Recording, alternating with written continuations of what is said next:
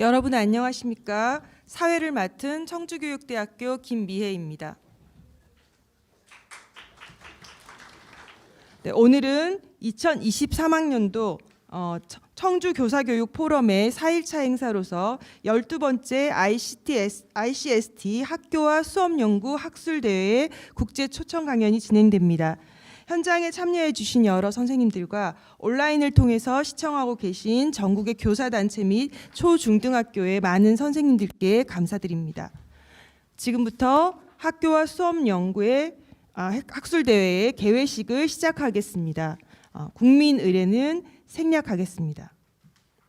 현재 본 행사는 청주교육대학교 청남마루에서 진행되고 있습니다. 간단한 개회와 함께 이어지는 해외학자 3분의 초청 강연을 포함해서 약 3시간 동안 진행될 예정이오니 끝까지 자리를 지켜주시고 온라인으로 참여하고 계신 분들께서는 댓글을 통해서 질문과 응원을 보내주시면 감사하겠습니다. 오늘 학교와 수업연구 학술대회에 참석하신 네 외빈을 소개하겠습니다. 호명되신 분들께서는 잠시 자리에서 일어나서 객석을 향해 인사하여 주시기 바랍니다. 청주교육대학교 이혁규 총장님 자리해 주셨습니다.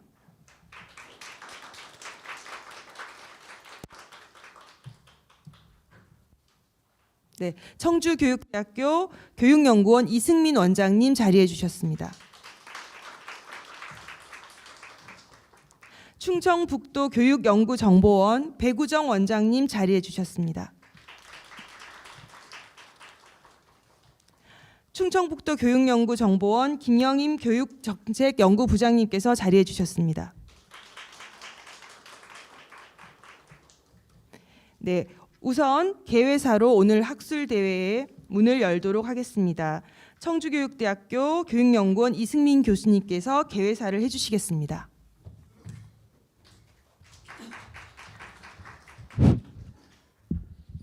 예, 청주교사교육포럼 학술대회 참석을 위해 청주교대를 방문해 주신 분들께 진심으로 감사드립니다. 특히 본 행사를 공동으로 주관하고 특히 행정적, 재정적으로 큰 도움을 주신 충청북도 교육청 교육연구정보원 배구정 원장님과 관계자분들께 진심으로 감사드립니다. 그리고 이제 오전에는 국제학술 초청 강연이 있는데요. We have special distinguished guests from abroad for this international conference. Professor Saito from Australia, please welcome. And Dr. Schultz from Denmark, please welcome. And we have Professor Lavonen from Finland. 라보넨 교수님은 연결편 관계로 조금 늦게 도착하시겠습니다. We are honored to be with you today. Thank you for your time and effort for this international conference. 그리고 오후에는 3개의 세션으로 나눠져서 국내 학술 발표 대회가 있겠습니다. 관심 있는 주제를 선택해서 끝까지 참여를 해주시면 고맙겠습니다. 자, 그럼 지금부터 청주교사교육포럼 학술대회를 시작하도록 하겠습니다.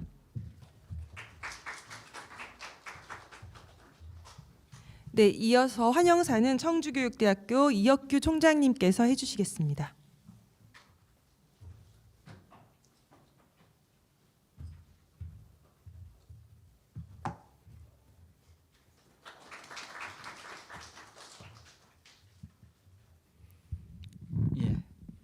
아침에 오시느라고 수고하셨습니다. 감사합니다.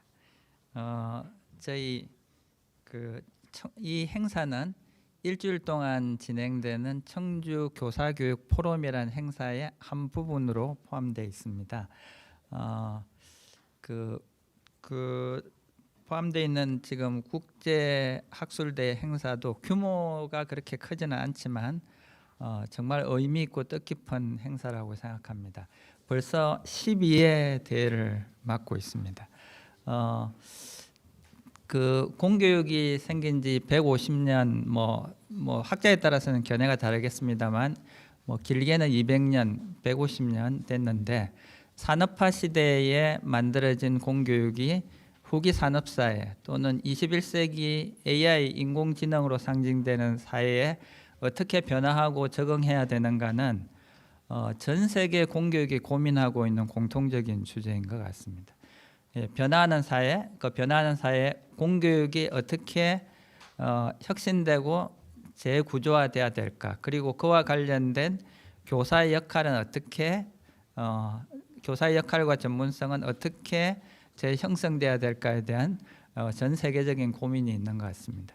이와 관련해서 서로 공통의 고민을 가지고 있는 나라들이 서로를 비교 연구하고 벤치마킹하는 것은 매우 중요한 열린 태도라고 생각합니다. 우리 국제 학회를 밑바탕에 깔려 있는 정신이 그런 비교 연구 그리고 열린 마음으로 서로 배우려고 하는 정신이라고 생각하고 그동안 이 학회에 참여해 주신 많은 발표자들이 저희 한국 사회에 그런 중요한 울림과 또 기회와 또 교훈을 주셨다고 저는 생각합니다. 제가 이제 총장 임기가 끝나가는데 제가 총장 하는 동안 잘한 게 별로 없어요. 반성을 해보니까. 그런데 이제 그 중에 잘한 거 한 가지 좀 생각나는 게 저희가 12회 대회를 하는데 매번 3분 내지 4분 이 학술대 국제 학술대가 그렇게 큰 규모는 아닙니다만 알차게 진행돼 왔는데 3분 내지 4분의 국제 다양한 나라의 전문가들이 오셔서 지혜를 주셨는데 저희가 이걸 그냥 놓치기가 되게 아까웠어요. 그래서 참여하신 교수님들 또 연구자님들께 메일을 보내서 저희 학교와 좀 지속적인 연계를 좀 맺고 도와주시면 좋겠다 이렇게 메일을 보냈습니다. 그래서 국제교육연구자문단이라는 것을 저희가 구성을 했습니다. 그래서 필요할 때 이렇게 메일도 보내고 우리는 이런 고민을 하는데 저기 연구자님께서 계신 나라에서는 어떤 문제로 고민하시는지 또 우리에게 어떤 지혜를 주실 수 있는지 이렇게 소통하고 교류하는 채널을 마련하는 것은 제가 총장으로서 한 일 중에 가장 의미 있고 뜻깊은 일 중에 하나인 것 같습니다. 그래서 오늘 오신 세 분도 국제교육연구자문단 소속으로 계십니다. 우리 학교에 매우 중요한 자원이라고 생각합니다. 그리고 응해 주셔서 대단히 감사합니다. 네. 야리 라보넨 교수님은 핀란드에서 오시는데 저희 학교랑 인연이 많으셔서 벌써 3번째 오십니다. 오늘 교통편 때문에 조금 늦게 오셔서 오후에 간단하게 발표를 하셔야 될 상황이라서 조금 양해 말씀드리고요. 그 다음에 사이토 교수님은 2015년에 오셨죠. 2015년에 오셔서 오랜만에 굉장히 반갑습니다. 네, 그때 발표하신 주제가 베트남과 싱가포르에서의 그러니까 교수와 학습의 여러 가지 이슈에 대한 발표를 해주셨습니다. 조금 전에도 제가 인사드리면서 말씀드렸습니다만 사이토 교수님은 이렇게 국제화된 시대 진정으로 국제화된 학자님의 대표적인 분인 것 같습니다. 그때 일본에서 공부를 하셨고 싱가포르에 그 당시에는 계셔서 싱가포르 NI에 계셨죠? NI에 계셨던가요? 네, 싱가포르 NI에 계셨고 지금은 호주 모나시 대학이라고 제가 책을 번역하고 연구하다 보니까 모나시 대학도 호주의 가장 대표적이고 리더하는 대학 중에 하나입니다. 그래서 그런 지혜를 또 오늘 들려주실 것으로 기대합니다. 한국에는 지금도 아직 낯선데 제가 이제 웰컴 환영사가 좀 길어져서 죄송합니다. 한국에는 제가 이제 교육부에 있는 높은 분들이나 관료들에게도 여러 번 이야기를 했는데 사실 잘 진행되지 않습니다. 여기 교육청에 계신 분들도 많이 계시고 선생님들도 많이 계신데 국가적인 수준의 교사 전문성 표준이 필요하다는 표준 또는 기준, 영어로 하면 스탠더드입니다. 그게 필요하다는 것이 제가 이 분야를 연구하면서 깨닫게 된 지혜입니다. 그래서 그걸 계속해서 만들어야 된다고 주장을 하는데 아직 잘 실현이 되고 있지 않습니다. 그런데 오늘 사이토 교수님께서는 호주에서 그런 교사 전문성 표준이 어떻게 만들어지고 어떻게 활용이 되고 있으며 또 어떻게 개선돼야 될 것인지에 대한 이야기를 들려주시면서 한국에서 그런 것들의 필요성 또 우리는 어떻게 해야 될지에 대한 좋은 지혜를 나누어 주실 거라고 생각합니다. 그 다음에 우리 슐츠 선생님께서는 세계 시민교육의 전문가십니다. 덴마크는 여러분들이 잘 아시듯이 또 한국에 여러 해 동안 덴마크와 관련된 열풍이 있었죠. 그래서 행복한 교육, 모두가 시민이 되고 역량이 되는 그런 나라에 대한 벤치마킹에 대상으로 많은 나라들이 주목하고 있는 나라입니다. 2020년에 저희가 코로나로 전 세계 위기를 겪었을 때 국제 학술대회도 오프라인으로 열리기가 되게 어려워서 온라인으로 진행될 때 우리 슐츠 선생님께서 덴마크의 지혜에 대해서 말씀을 해주셨습니다. 그때 강연 주제가 Forming Democratic, Happy and Capable Citizen이었는데 민주적이고 행복하면서 역량이 있는 시민을 어떻게 형성할까? 모든 나라가 고민하는 주제인 것 같습니다. 이렇게 되면 얼마나 좋겠습니까? 그죠? 민주적이고 다른 사람에게 열리고 소통하고 함께 공동의 지혜를 만들어가면서 스스로도 행복한 자아를 가지고 뭔가 문제가 부딪힐 때 해결할 수 있는 시민을 길러내는 것이 한국 교육이 정말 바라고 있는 미래상이라고 생각합니다. 2020년에 그 주제로 말씀을 해주셨고요. 오늘도 또 귀한 발표해 주실 것으로 기대합니다. 먼 길 오셔서 피곤하실 텐데 귀한 강의 들려주시고 또 먼 길 여기까지 와주신 거 감사드리고요. 오프라인으로 이 자리에 참여하신 모든 우리 교육 동지라고 하는 게 전 동지란 말을 가끔 쓰는 게 이렇게 마음이 따뜻해지는 것 같습니다. 우리가 동일한 목표를 향해서 지향하고 나아가는 따뜻한 교육 동지들과 이 아침에 온라인 오프라인으로 함께 마음을 모을 수 있는 것이 정말 기쁜 날이라는 생각을 가집니다. 멀리서 오신 많은 분들 계신데 오늘 하루가 훈훈하면서 배움이 있으면서 또는 마음도 따뜻해지는 하루가 되기를 기대해 마지 않겠습니다. 감사합니다. 네, 오늘 개회식에 25분 정도의 시간이 주어져 있었는데요. 앞서서 원장님께서 굉장히 짧게 끝내셔서 긴장을 했거든요. 역시 기대를 어긋나지 않게 총장님께서 굉장히 많은 시간을 채워주셨습니다. 네, 이어서 축사는 충청북도 교육연구정보원 배구정 원장님께서 해주시겠습니다.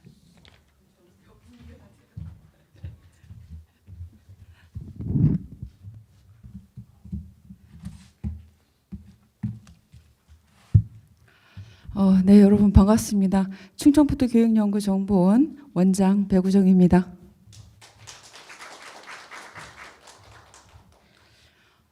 먼저 이렇게 국제학술대회를 열어주시는 우리 이혁규 총장님, 또 이승민 원장님, 또 여기 이렇게 함께 와주신 우리 교수님들, 또 우리 선생님들, 또 교육청 직원들께도 진심으로 감사를 드립니다.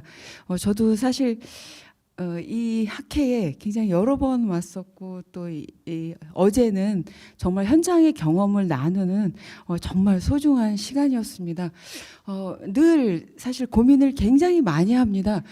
제가 전문직을 20년째 했는데 정말 우리 선생님들이 어떻게 하면 진짜 아이들을 위해서 아이들과 함께 행복하고 또 최선을 다하도록 우리가 행정을 해야 되는가 라는 부분에 대해서 늘 고민합니다.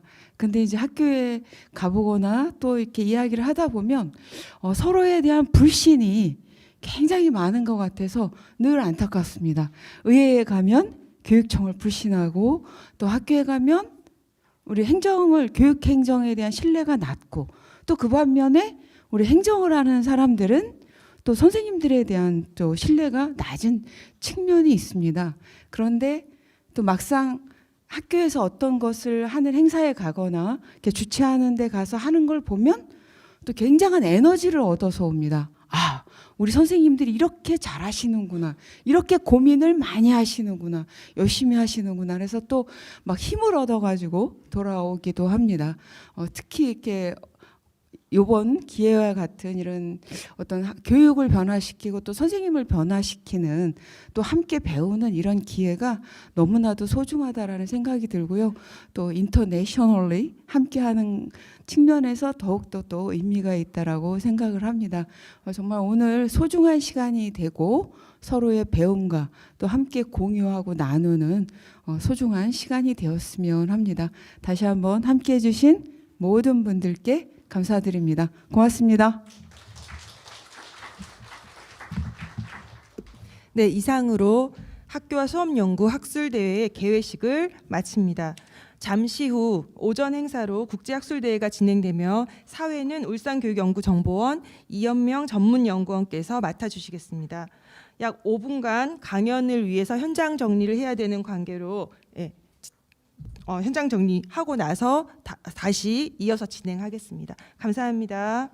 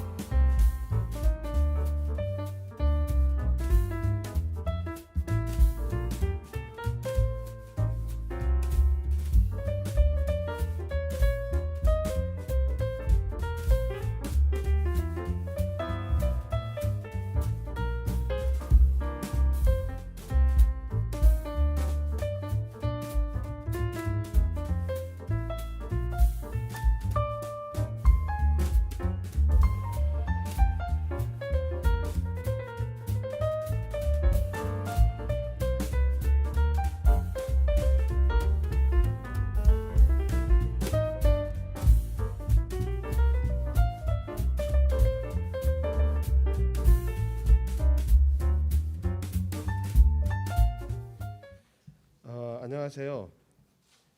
제12회 ICST 학교와 수업연구 학술대회 국제 세션의 사회를 맡은 울산 교육연구정보원 이현명 연구원입니다.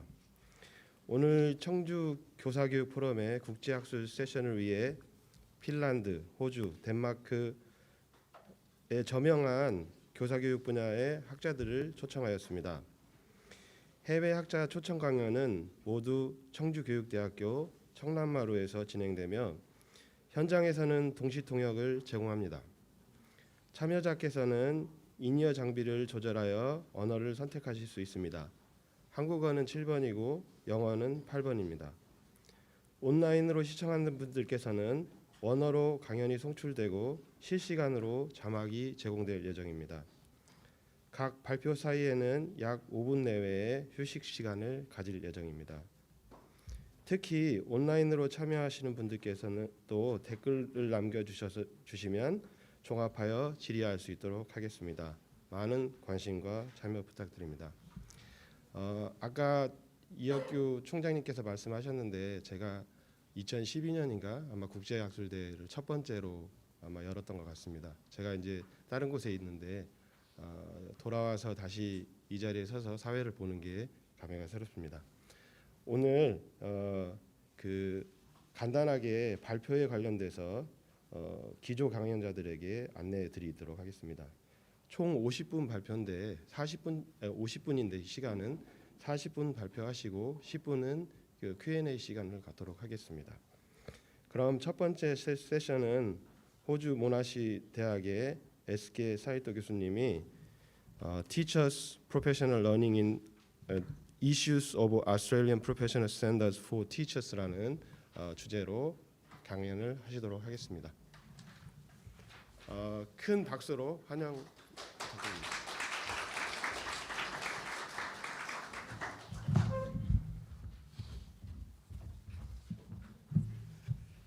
Very good morning to you. 안녕하십니까. Thank you so much indeed for having me. I'd like to extend my sincerest thanks to the Cheongju National University of Education. I really appreciate this great opportunity, and also I'm really honored to be a part of or member of the advisory committee of the International Educational Research. It's really wonderful to come back here after 2015. I really hope to expand more cooperation and collaboration with the university and also related institutions. So today I'd like to talk about the issues of Australian professional standards for teachers, its development and challenges. So, partly introduced really kindly by the president and also some other people. Well, if I talk a bit more about myself, my research interest would be the school reform, pedagogical reform, and teacher professional development. And at the very beginning of my career, I was a consultant for the educational development from 2001 to 2008. So I worked in Bangladesh, Indonesia, and Vietnam. Then shifted to National Institute of Education Singapore, Nanyang Technological University from 2008 to 2015. Then arriving here, the Monash University, Australia, from 2016 onwards.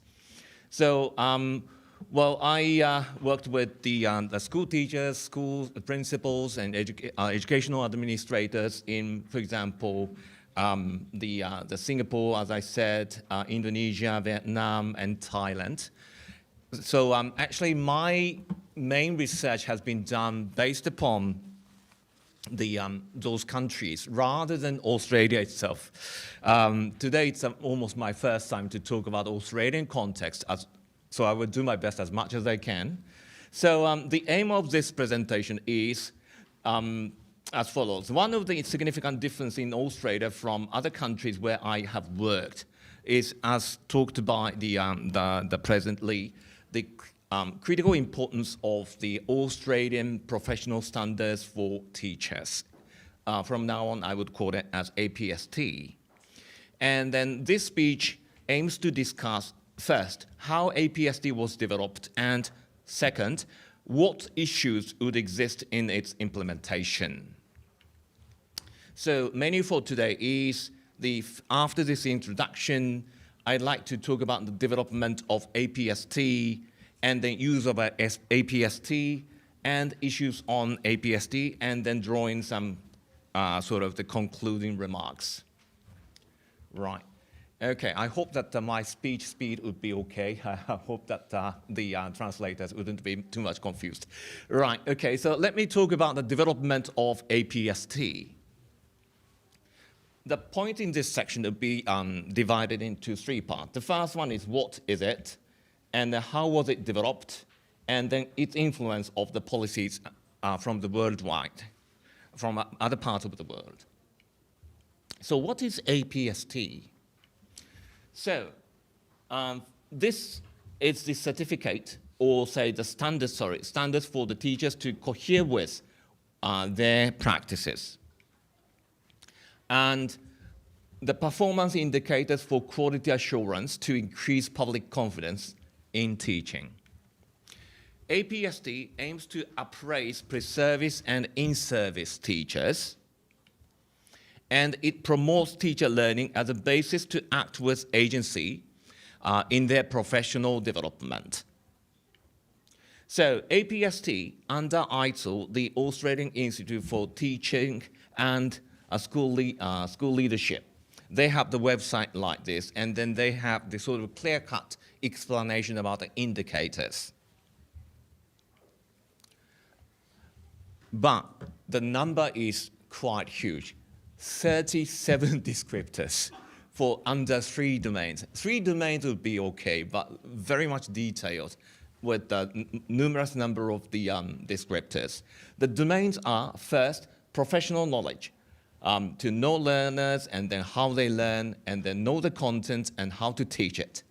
Second one is the professional practice, plan for and implementing effective teaching, create and maintain supportive and safe learning environments, assess, provide feedback and reports on learning.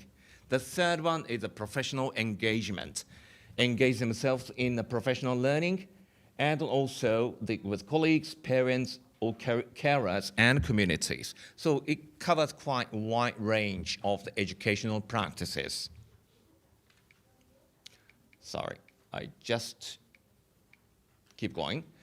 And career stages in APST would be divided into 4. The first one is graduate, the proficient is the second, and accomplished is the third, and then final one is the lead level teachers. Okay. So these 4 sort of stages can be given the examples as, for example, the focus area 1.1, physical, social, and intellectual development and characteristics of the students. So at the graduate level, for example, demonstrate knowledge and understanding of physical, social, and intellectual development, blah, blah, blah. So demonstrate is a focus. Proficient. Use teaching strategies based upon the knowledge of students' physical, social, and intellectual development and characteristics. Perhaps you can see the difference. Highly accomplished level teachers select, not only just use some strategies, professionally judge and choose the best fitting strategies from a flexible and effective repertoire of teaching strategies to suit the physical, social, and intellectual development and the characteristics of the students. Lead level teachers, not only just practicing by themselves, they try to influence other teachers as a lead teacher, lead colleagues to select and develop teaching strategies to improve student learning using the knowledge of the physical, social, and intellectual development and the characteristics of the students. So you can see the sort of the transition of the skills, knowledge, insights, capacities of the teachers from the very graduate level to the lead level teachers. So we have now this kind of the standards. How was it developed? So let me start with the very much long-term political focus. So initiative to launch national standards was started to be seen in 1990s to 2000 under Howard, a liberal government. The critical turning point was, however, the Labour government in 2007. And then in 2008, there was a Melbourne declaration by all Australian Ministers of Education. The federal, state, and territory ministers. In Australia, it's my great surprise. It is not really coherent from state to state. So each state would be almost like an independent country. So the system is slightly different from state to state. But now, in 2008, they decided to have a sort of the unified, very much inclusive and the unified standards of the professional teachers under the declaration in Melbourne in 2008. And declaration mandated all Australian governments, not only just the federational, but also all state governments to work for high quality teaching, school leadership, and initial teacher education. So after that, the Australian Institute for Teaching and School Leadership was established. So established in 2010, and it developed and implemented a national set of teaching standards, resulting in APST in 2011. And ensuring to accredit IT programs in all Australian universities, which is quite remarkable, through the strict alignment with APST. And then let's see how it prevailed in practice. The statutory bodies, now I call it SB, in each state and territory, like a Queensland College of Teachers, New South Wales Education Standards Authority, Victorian Institute of Teaching.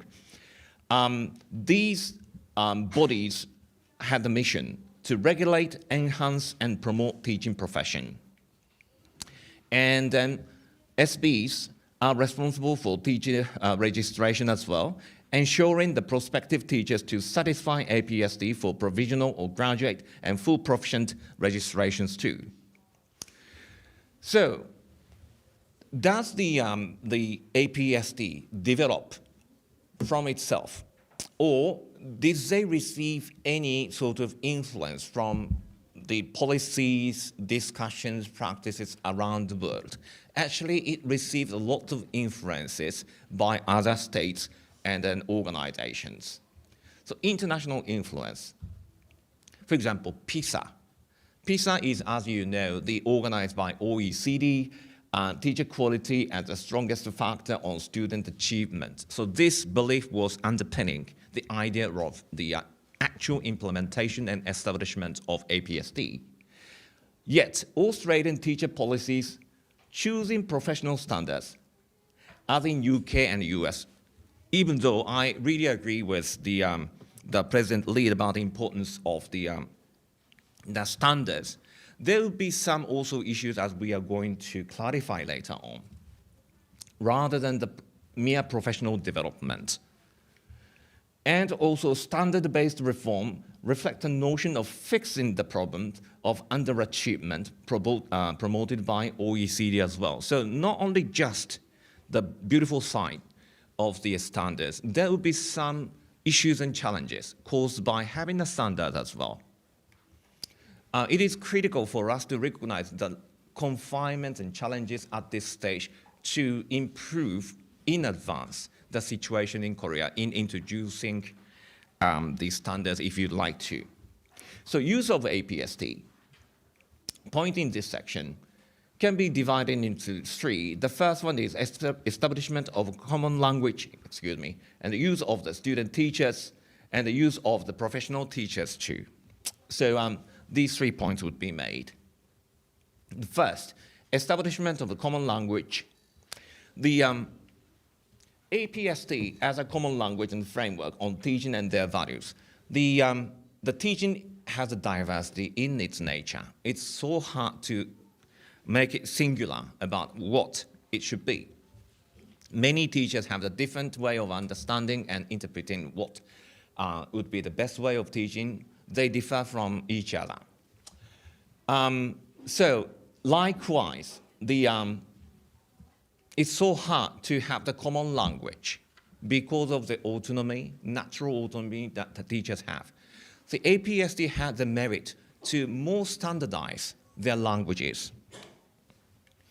So 4C would be the promoting self-assessment, reflection of practice, and the professional conversations. These are the wonderful parts of the APSD in practice.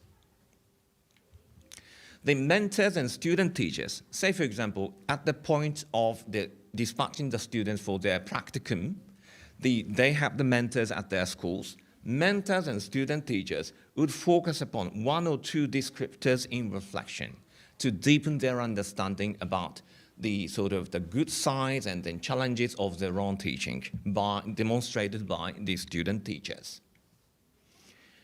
So APSD can function as a reflective tool as well, as a checklist for reflecting on observed practices for student teachers by mentor. And student teachers, mentors, school leaders, and university staffs would have more opportunities to have the collective discussions on their practices using APSD. And it would help student teachers consider what's next. Okay, so in order to reach higher level, the proficient level teachers, some sort of the student teachers may be a little more sort of, how can I call this, demanding about their own practices. They want to improve more, they want to aim high. What should I do?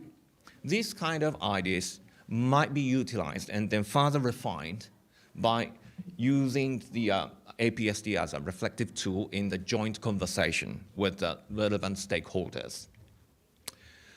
So how do they use it?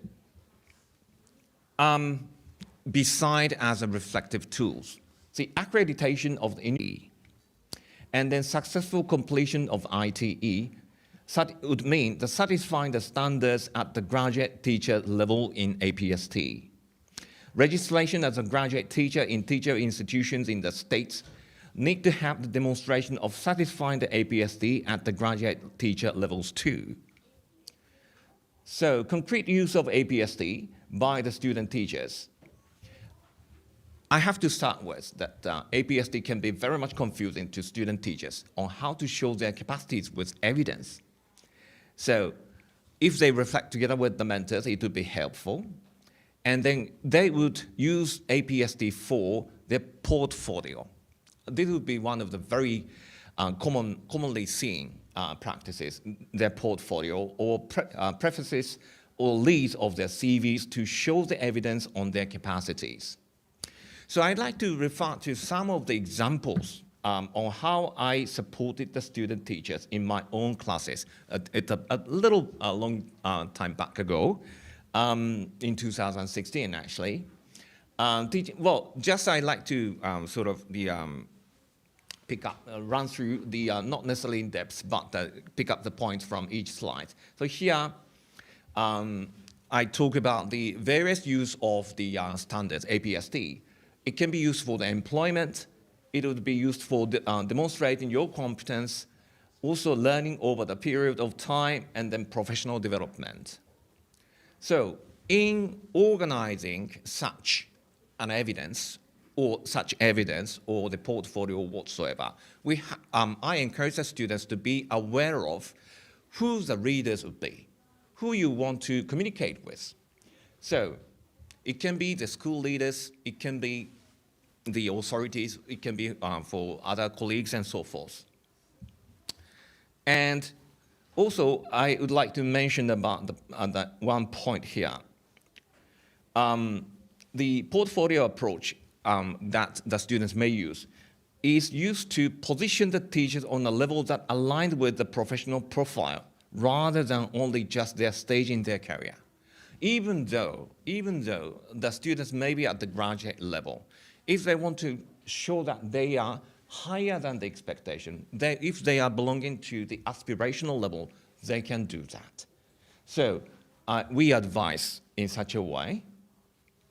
And evidence-based practice folio, for example, from the VIT, the inquiry-based approach to gain full registration requires provisionally registered teachers to select a class or group of the students and assess the level of learning, determine what they already know and curriculum expectation to expand learning, identify learning outcome, develop a question for inquiry, and so. Something like this, quite detailed list.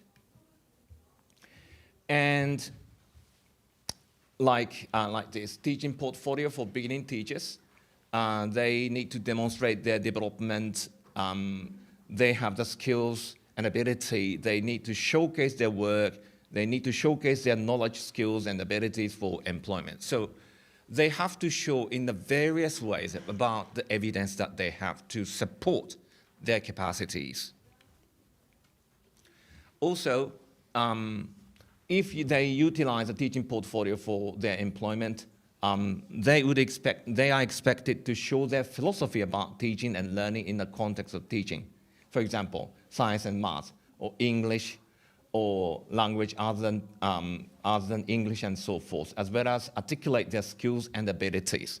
So the portfolio based upon the APST would be expanding more and more about how to show themselves to their related the readers or say the employers and so forth. So they are encouraged to use the diagram, concept maps, overviews of the unit plans or lessons, even photographs and etc. Their philosophy of teaching and learning as well as their skills and abilities to be better understood. So well, over the last couple of years, because of teachers' shortage, the students are likely to get their jobs quite easily. But when I started to serve for Monash University in 2016, the market was quite dry. So they really have to attract the attention of the employers. So they use every single means to show their capacities. So evidence, and evidence. And then originality. Not matter how novel your quote is, most likely, I've heard it many times. It lets the panel know who you are, not who you are trying to emulate. It doesn't have to be the prose of Shakespeare quality to get your point across. It can be simple, but very much. It have to be attractive and then catching their eyes and their ears. Also, the SBs would provide some standard templates. This example from the Queensland. And then they would navigate the graduate teachers to prepare the portfolio, like this. And then add your evidence in such a way. I just like to check the time left. Do I have enough time? How many minutes left? Sorry, I forgot the iPhone over there. Around 20. Thank you so much indeed. All right. So I hope I have still enough time to run. Okay. So use of professional teachers. So not only just the graduate teachers, the professional teachers also would pay attention to APST as well. So APST is a tool for their own professional development through a self-assessment and reflection. Mentors, for example, collect evidence at their own career stage, and then using it for self-assessment, ideally willing to have collective discussions. But simultaneously, it has been reported that this kind of discussion is a little hard to be organized because of the criticality, the trust relationships, and so forth. Issues of APST. Now, I'd like to also mention about the three main points. The first one is the reductionist pressures, practical gaps, and ethical issues. Reductionist pressures. So standards suggest, while general ideas given, hard to define specific behaviors or actions, and simultaneously defining the parameters of effective teaching and learning. And there is a notion of sufficing a checklist as sufficient for teaching improvement. Actually, it may go much beyond what is described in the APST in doing a good job as a teacher, in teaching students better. But there might be a risk for the teachers to consider, oh, tick, tick, tick, tick, tick. so I'm a good enough, something like that. So while APST creates a common language, indeed this is the really wonderful part of the running the APST. There is a pressure in technical and instrumentalist senses. So teacher-proof type of notion, for example, this missing contextual and then relational aspects of teaching, even though we have some descriptors about the knowledge on the students that they teach. And then there will be the strong pressure by the authorities about standardized ways of teaching rather than unique ways. So it also shows some inconsistencies between what I said earlier and this statement indeed. Indeed, at the level of the panel of the job interviews, they prefer originalities and so forth. They want to show their originalities, but how much can they be original? This is a really good question because standard provides a standardized idea about what the teaching should be. So practical gaps, some questions, APST. One more confusing question. Is it really impacting on teacher effectiveness? Even though it is planned to be sort of effective tool for the teaching and teachers. The more critical would be the relationship between the teachers and evaluators, capacities of evaluators, and post-evaluation plans. So it will be assessed by the SBs and then even the ITIL to be registered as, for example, the highly accomplished teachers and lead teachers at the national level. But it would be quite hard for the people to assess, to go into the actual classrooms and understand what the sort of the realities would be. And then, you see, they need to sort out a lot and lots of documents. How much can they do, even though there will be some school recommendations? And more important thing is not to pass and then become the certified sort of the teachers at each level. But what should I do next is more critical question. Does the APST, well, even though the creators and then administrators of APST would say that yes, we have that kind of system, but that system, does it really work? Or do the school teachers, do the school leaders have the enough clear notion about what to be done next? So this is a difficult part. And also, the understanding and use of APST, this is really common, not only just about the standards, everything. The new way of teaching, pedagogical reforms, school reforms, organizational reforms.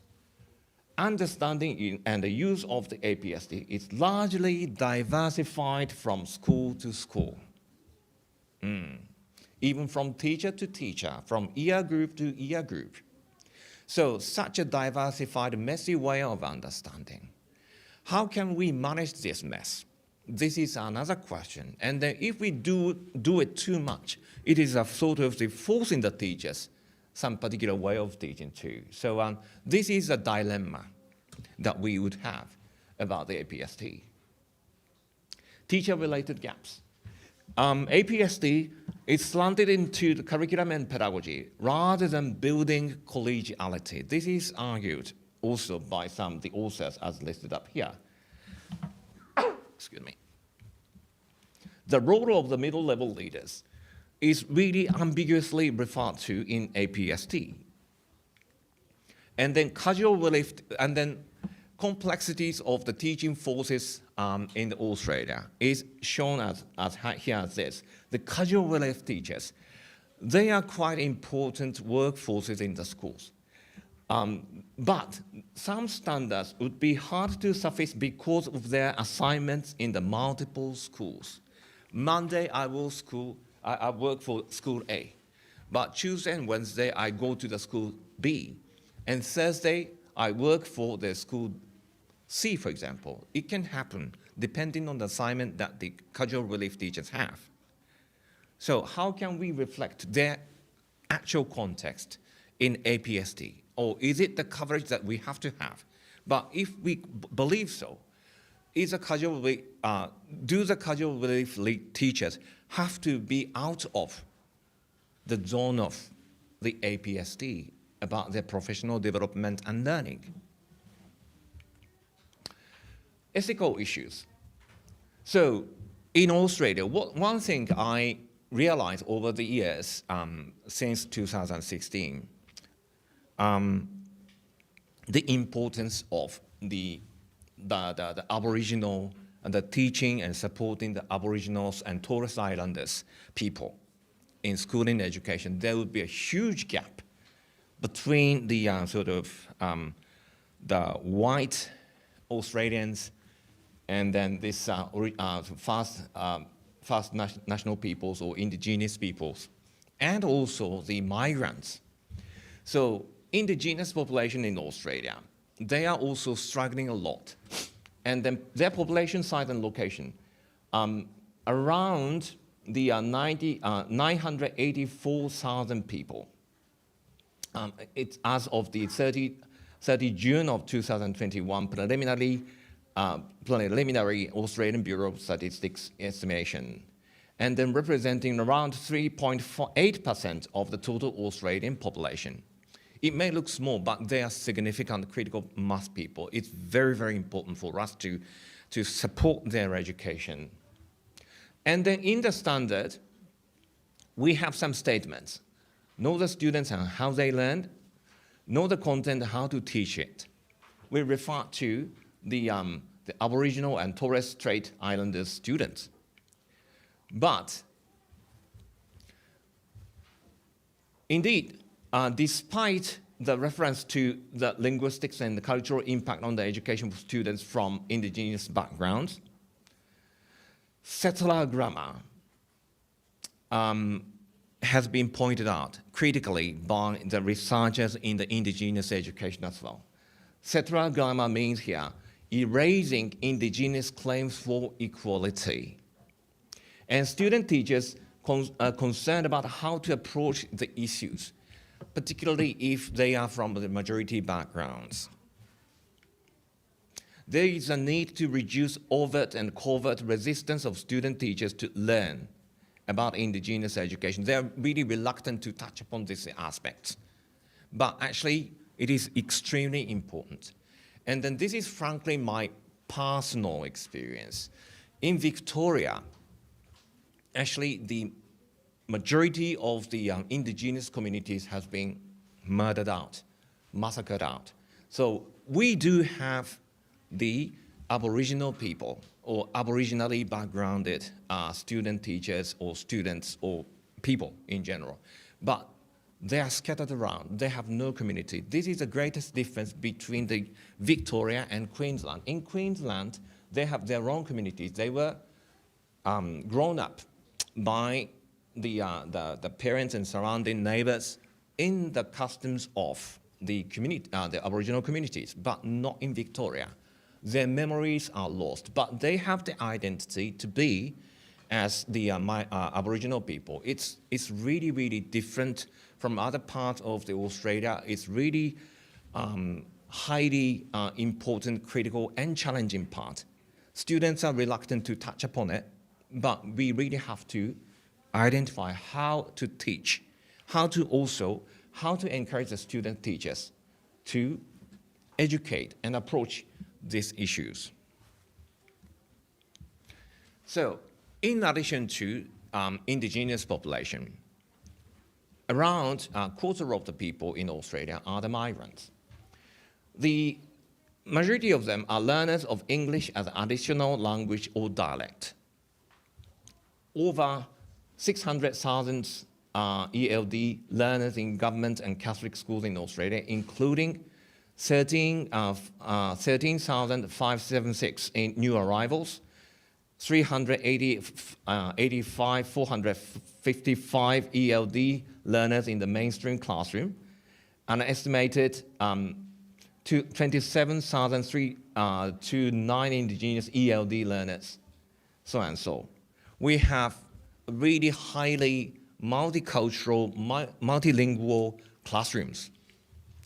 And over the years, recent years, there will be the dramatic growth in ELD students' enrollment over the past decades. It's a gross number, 114% in New South Wales government schools, and 62% in the Victorian government schools. So very, very internationalized classrooms. And actually, we do not necessarily, well, in Monash University, I have to say that we have to develop more aspects about this aspect in around a teacher education program. This with more sort of multilingualized classrooms, and then students. The student teachers are really pressed, particularly if they are from the Australian English-spoken Anglophone context. They do not know how to communicate well with those students. Even though we have EAL teachers to support the subject teachers, main classroom teachers, still the complexities do exist.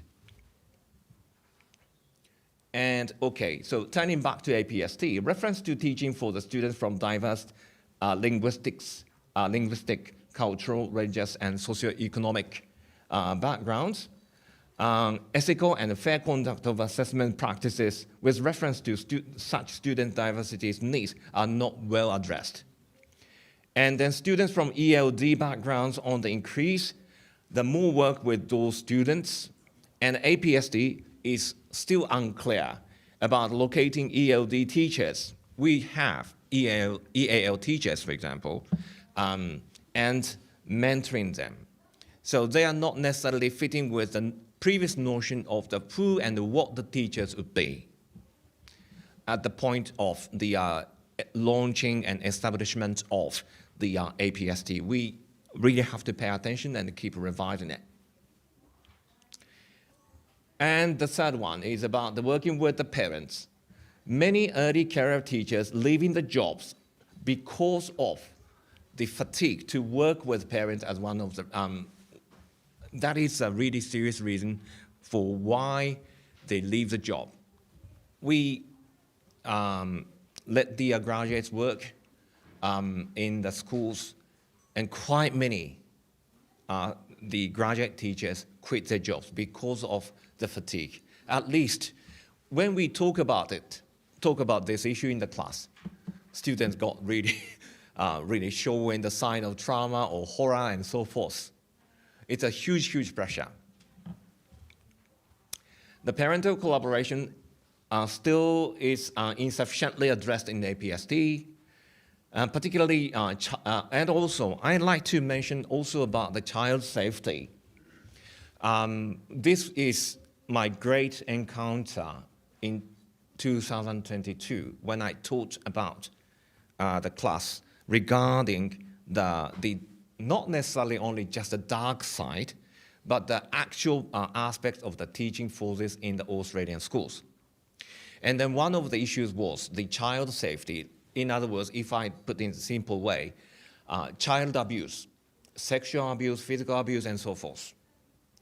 And in many cases, parents are involved, and if they are, it becomes an extremely difficult task because they are concerned about the deteriorating the relationship with the parents, carers, and students themselves. It's a so difficult, really nuanced relationships to manage. Okay, so around the 10:32, so I hope that I would be still in time. So if I provide a very brief concluding remarks, in sum, APST was established to regulate and standardize the teachers' practices.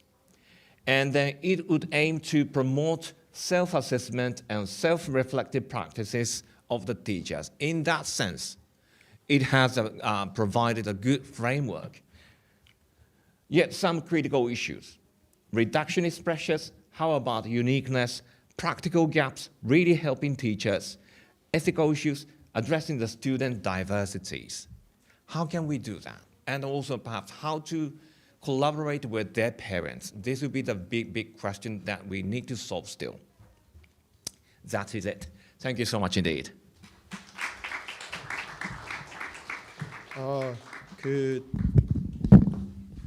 긴 강연을 해주신 사이토 교수님께 한번 박수를 크게 한번 보내주시기 바랍니다. 그리고 그 질문 세션인데 유튜브에는 아직 질문이 안 올라온 것 같고요.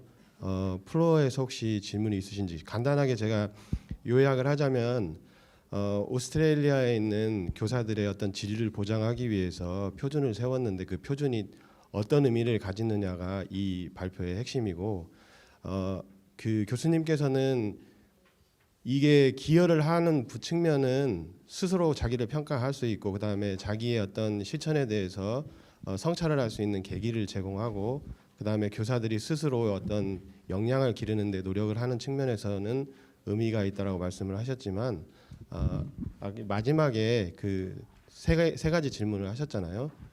정말 이게 객관주의적인 것이 교사의 효과성을 보장할 수 있는가? 그다음에 교사의 역량을 다양하게 키울 수 있는가? 그다음에 다양성을 보장할 수 있는가? 요 세 가지 질문들을 하셨는데 이 밖에 그 강연을 듣고 질문이 있으신 분들은 손을 들어서 한번 질문을 해주시기 바랍니다.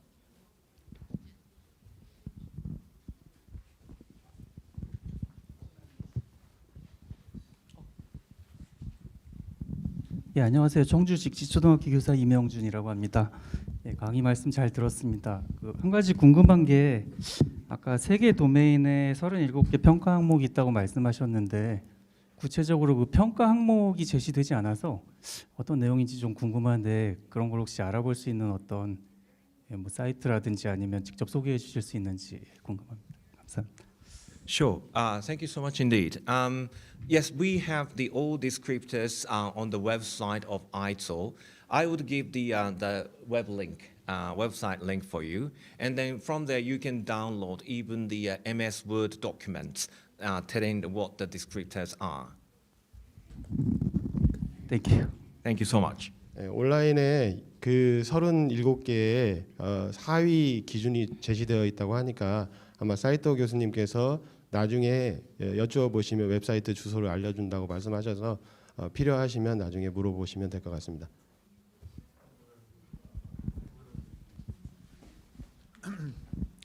Thank you so much. It was very interesting and enlightening. I have one question regarding to what extent that if the teachers really live up to GAPST, how much does it play into their salaries? Is that part of it? Do you know that maybe? Okay, thank you so much indeed. I need to check about it, but I think it would provide some impact upon it. I'm not really having the detail. Need to check with my colleague. We'll come back to you. Sorry. Sorry for my ignorance. Financial ignorance. 이것은 두 분이 해결해 하시면 될 것 같고 네.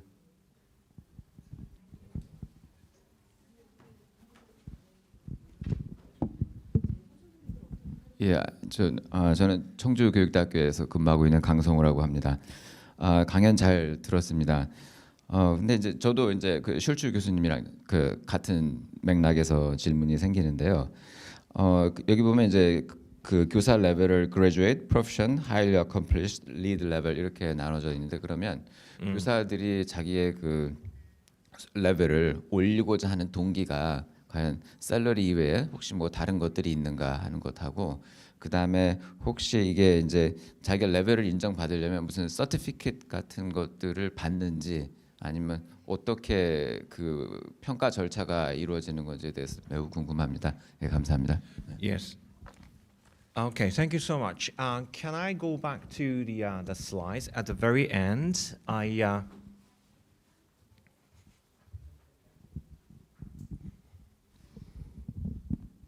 Okay. Can you show at the very bottom, very final slide, after thank you slide? 인썸이라고 되어 있는 Yes. So this is a certification assessment process.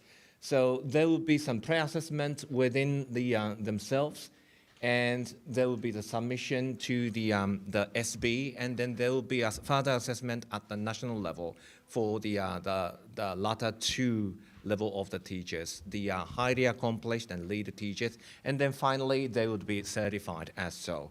It would be quite strict the certification process in the first place, and also the motivation is a really interesting question, but obviously many teachers want to be the school principal, school headmaster. So for that, I think they need to climb up the ladder. So this kind of promotion would be the sort of the great part of the interest of the teachers too.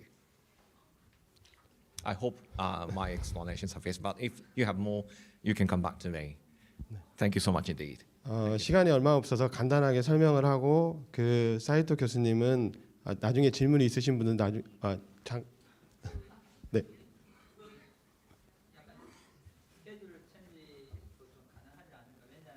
네. 네. 네. 그 라보넨 교수님이 발표를 하지 않으셔서 시간 여유가 조금 있어서 네. 되게 죄송하긴 하지만 네.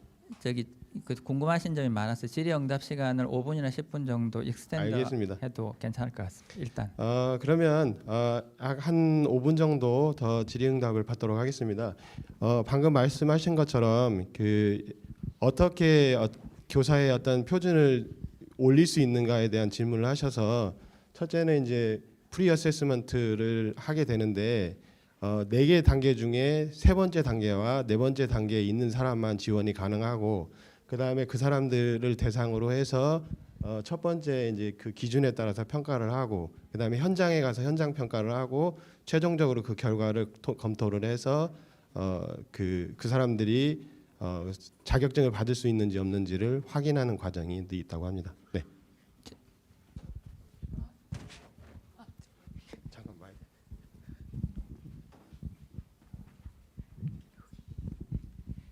예, 발표 잘 들었습니다. 탄천초등학교 권경입니다. 제가 궁금한 점은 이런 국가 표준형이 교사들에게 제시되었을 때 현장의 교사들의 반응이 혹시 저항감은 없는지 이 제도를 받아들이는 교사와 학부모 또 사회의 분위기가 궁금합니다. Thank you so much indeed. Yeah, thank you. It's a really wonderful question. Well, I was not in Australia at the time, so I do not know exactly, but at least there would have been a very much heated discussion, even the debates. As shown in the teachers magazine and then even the academics referring to these issues in their manuscripts and articles in the journals. I learned a lot from those papers published in the journals and magazines about the discussion as well. So even now, the constraints and challenges regarding the APST are shown in the academic papers. So this has not been enough. This has not been done yet enough. These kind of things have been shown. Of course, whether there should be standards or not, it would be some sort of early stage arguments at the point of 2010, 11, those years. There are some papers about it too. So I think there will be a lot of discussion among the educators, teacher educators, and other stakeholders too. Yes. Does it suffice? I hope so. 여전히 논쟁은 진행 중이고요. 그래서 그런 부분은 우리나 거기나 마찬가지로 생각이 됩니다. 혹시 이제 한 그 두세 분의 질문을 더 받을 수 있는데 혹시 질문하실 분이 있으신가요? 네, 감사합니다. 강연 잘 들었습니다. 현재 교사로 근무하고 있는 김장수입니다. 제가 궁금한 거는 이런 제도 학교 코줄 전체적으로 영향을 미치는 큰 제도가 만들어졌을 때는 배경이 있을 건데 그냥 단순히 잘해보자라는 이유로 만들어지질 않은 것 같고요. 뭔가 호주에서 어떤 큰 사건이 있었다든가 어떤 뭐 정권이 크게 교체됐다든가 이제 그런 부분들이 자세하게 안 나와서 혹시 어떤 배경으로 이게 적용을 하고 만들어지기 시작했는지 그 부분이 좀 궁금합니다. Thank you so much indeed. So it started to be discussed. Well, this is something that I'm still digging out the details yet in the first place. So my knowledge is still confined, I have to admit. Second, however, there was a sort of the gradual discussions, the rise of the discussions regarding the need of the APESD or standards at the sometime in the 1990s and 2000s. I think the within the government organized by run by the Howard, the Liberal Party, but the Labour Party won the election in 2007, and that was a critical turning point.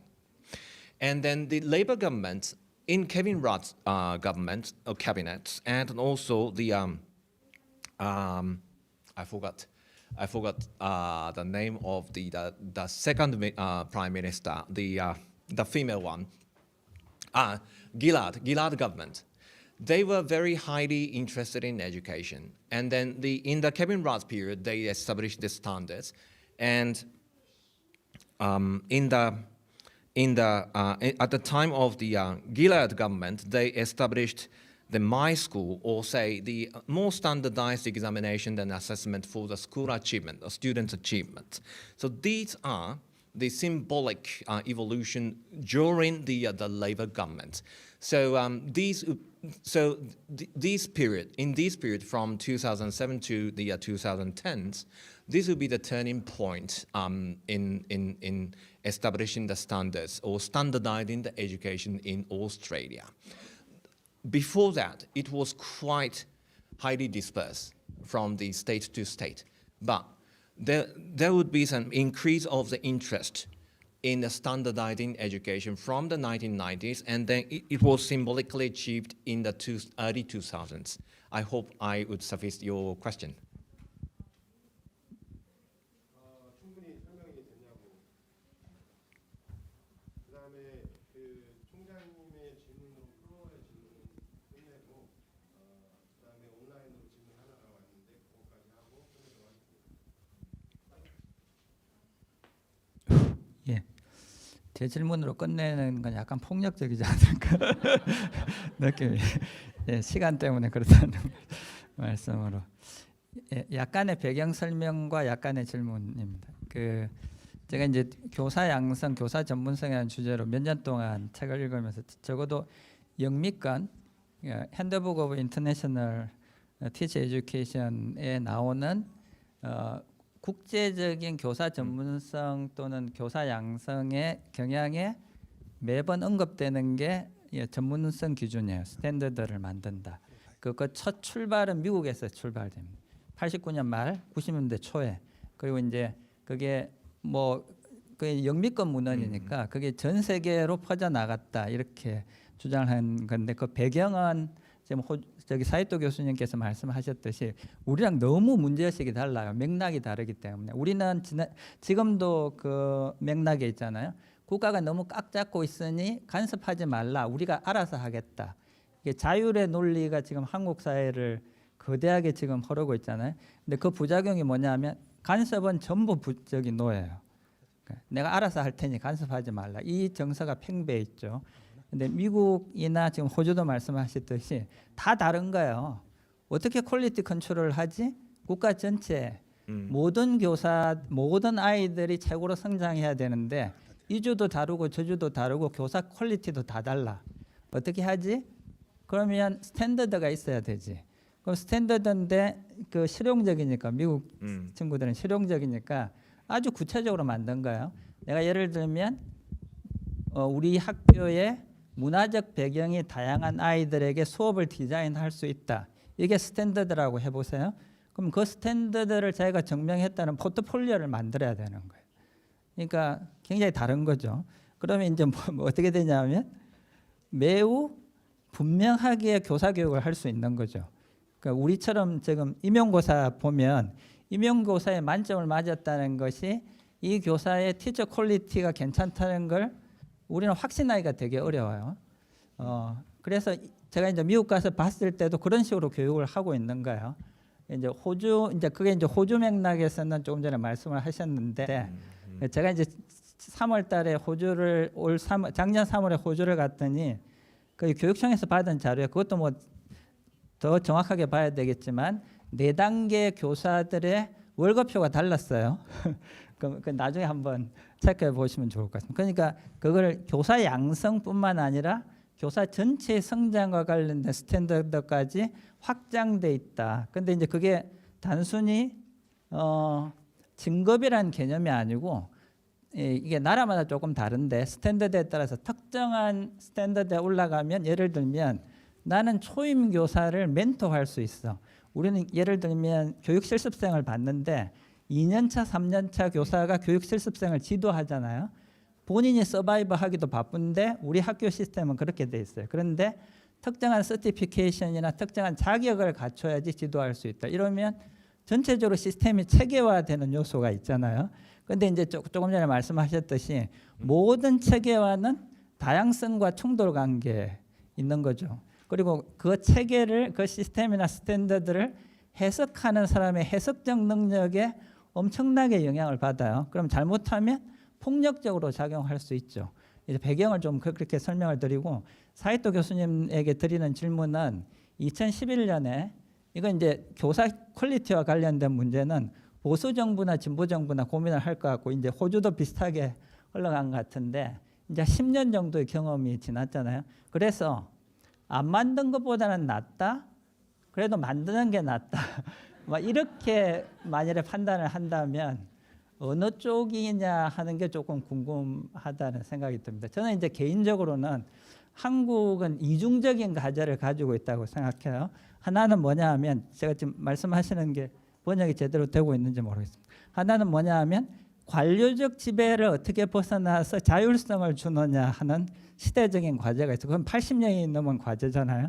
또 하나의 과제는 그래서 자율성을 가졌더니 전부 파편화돼요. 어떻게 하면 그걸 넘어서서 협력과 협치와 공동의 퀄리티를 만들어내냐 하는 이중적인 과제를 가지고 있습니다. 그래서 이제 그와 관련해서 일단 첫 번째 질문이 그래서 만든 게 좋았다, 안 만든 게 좋았다 그 질문하고 이제 한국적 맥락과 관련해서 관료주의를 벗어나지만 협력과 연대의 틀을 어떻게 만들어낼까 그거에 대한 조언을 좀 주실 수 있으실까 하고요. Wow, I feel as if I would have become the president of the Korea or the minister of education in Korea, but it's a really, really difficult question. Well, it's really hard to say, but once again, there was a merit indeed. It's a highly diversified system and highly diversified organizational culture in Australia.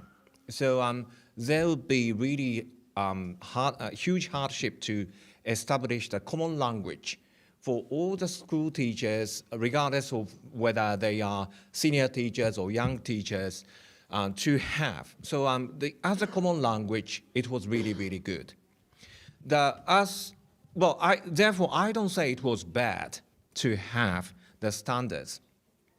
But we can be alerted and we can be cautious about the risks that Australian teachers experienced in establishing the standards, particularly sort of overt attention to satisfaction of the ticking points. This kind of hyper running of the system has to be avoided. At least not necessarily too much in powerfully controlling the practices of the teachers, but encouraging the conversations, dialogues, and reflections of the teachers. If the standards can function in that way, and then if they can show the sort of the broad standard or broad ways of professional learning and development, how to lead other teachers to reflect together, how to observe the classes, how to pick up the points, and how to enhance the quality of the practices, then the sort of the standard can function in the best way. So I think important thing is the balance, and then sort of learning from the critical parts of all the issues and challenges from other countries' cases of running the standards. That's my idea. Thank you so much. 네. 뭐 이미 통역을 해서 다 알아들으셨겠지만 어쨌든 그 지금까지 공통의 언어를 갖지 못한 교사들 사이에 공통의 언어를 가짐으로써 협력할 수 있는 기반 체제를 마련하는 데 대해서는 의미가 있다라고 말씀을 하셨고, 그다음에 그것을 바탕으로 해서 통제가 아닌 자율성을 확보하고 그다음에 전문적인 대화를 할 수 있다면 그런 밸런스를 유지할 수 있다면 의미 있는 것이라고 본다, 이렇게 말씀을 하셨습니다.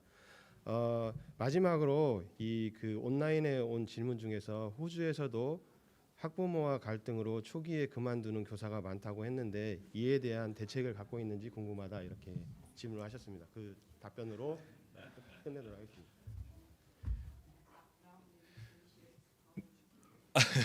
That's, I think, something that teacher educators are really searching for at this stage. It's partly because of the neoliberal relationships between the students, carers, or parents and the school teachers. The teachers started to be considered as service providers, and the parents are considering the teachers as,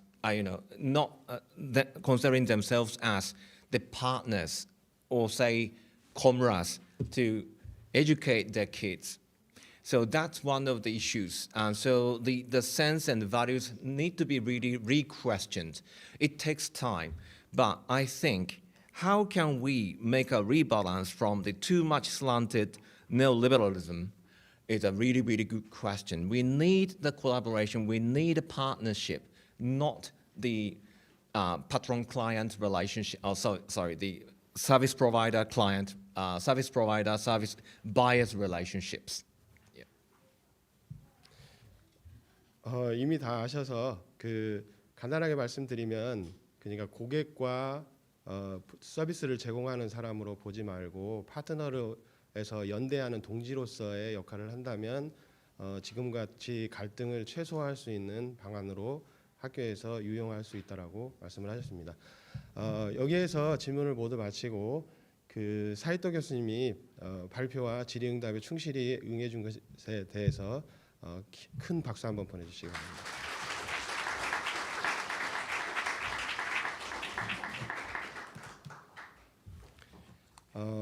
그러면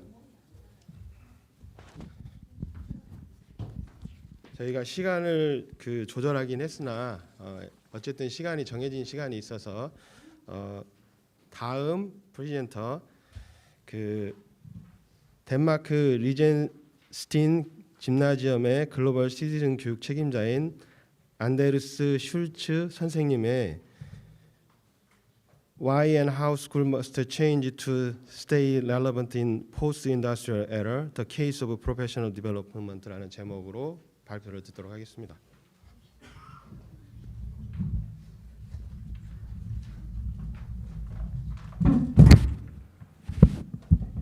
I'll just check if it's working. I have to point there, yeah. First of all, thank you so much for a very interesting lecture, Mr. Saito.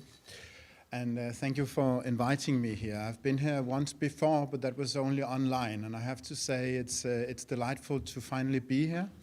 It's delightful to be in the beautiful country of Korea, and a very hospitable country. And thank you also for inviting me to be part of the International Board of Advisors. It's a pleasure and an honor for me. Also, Mr. Lee just said that there's a huge amount of interest in Korea for education in Denmark.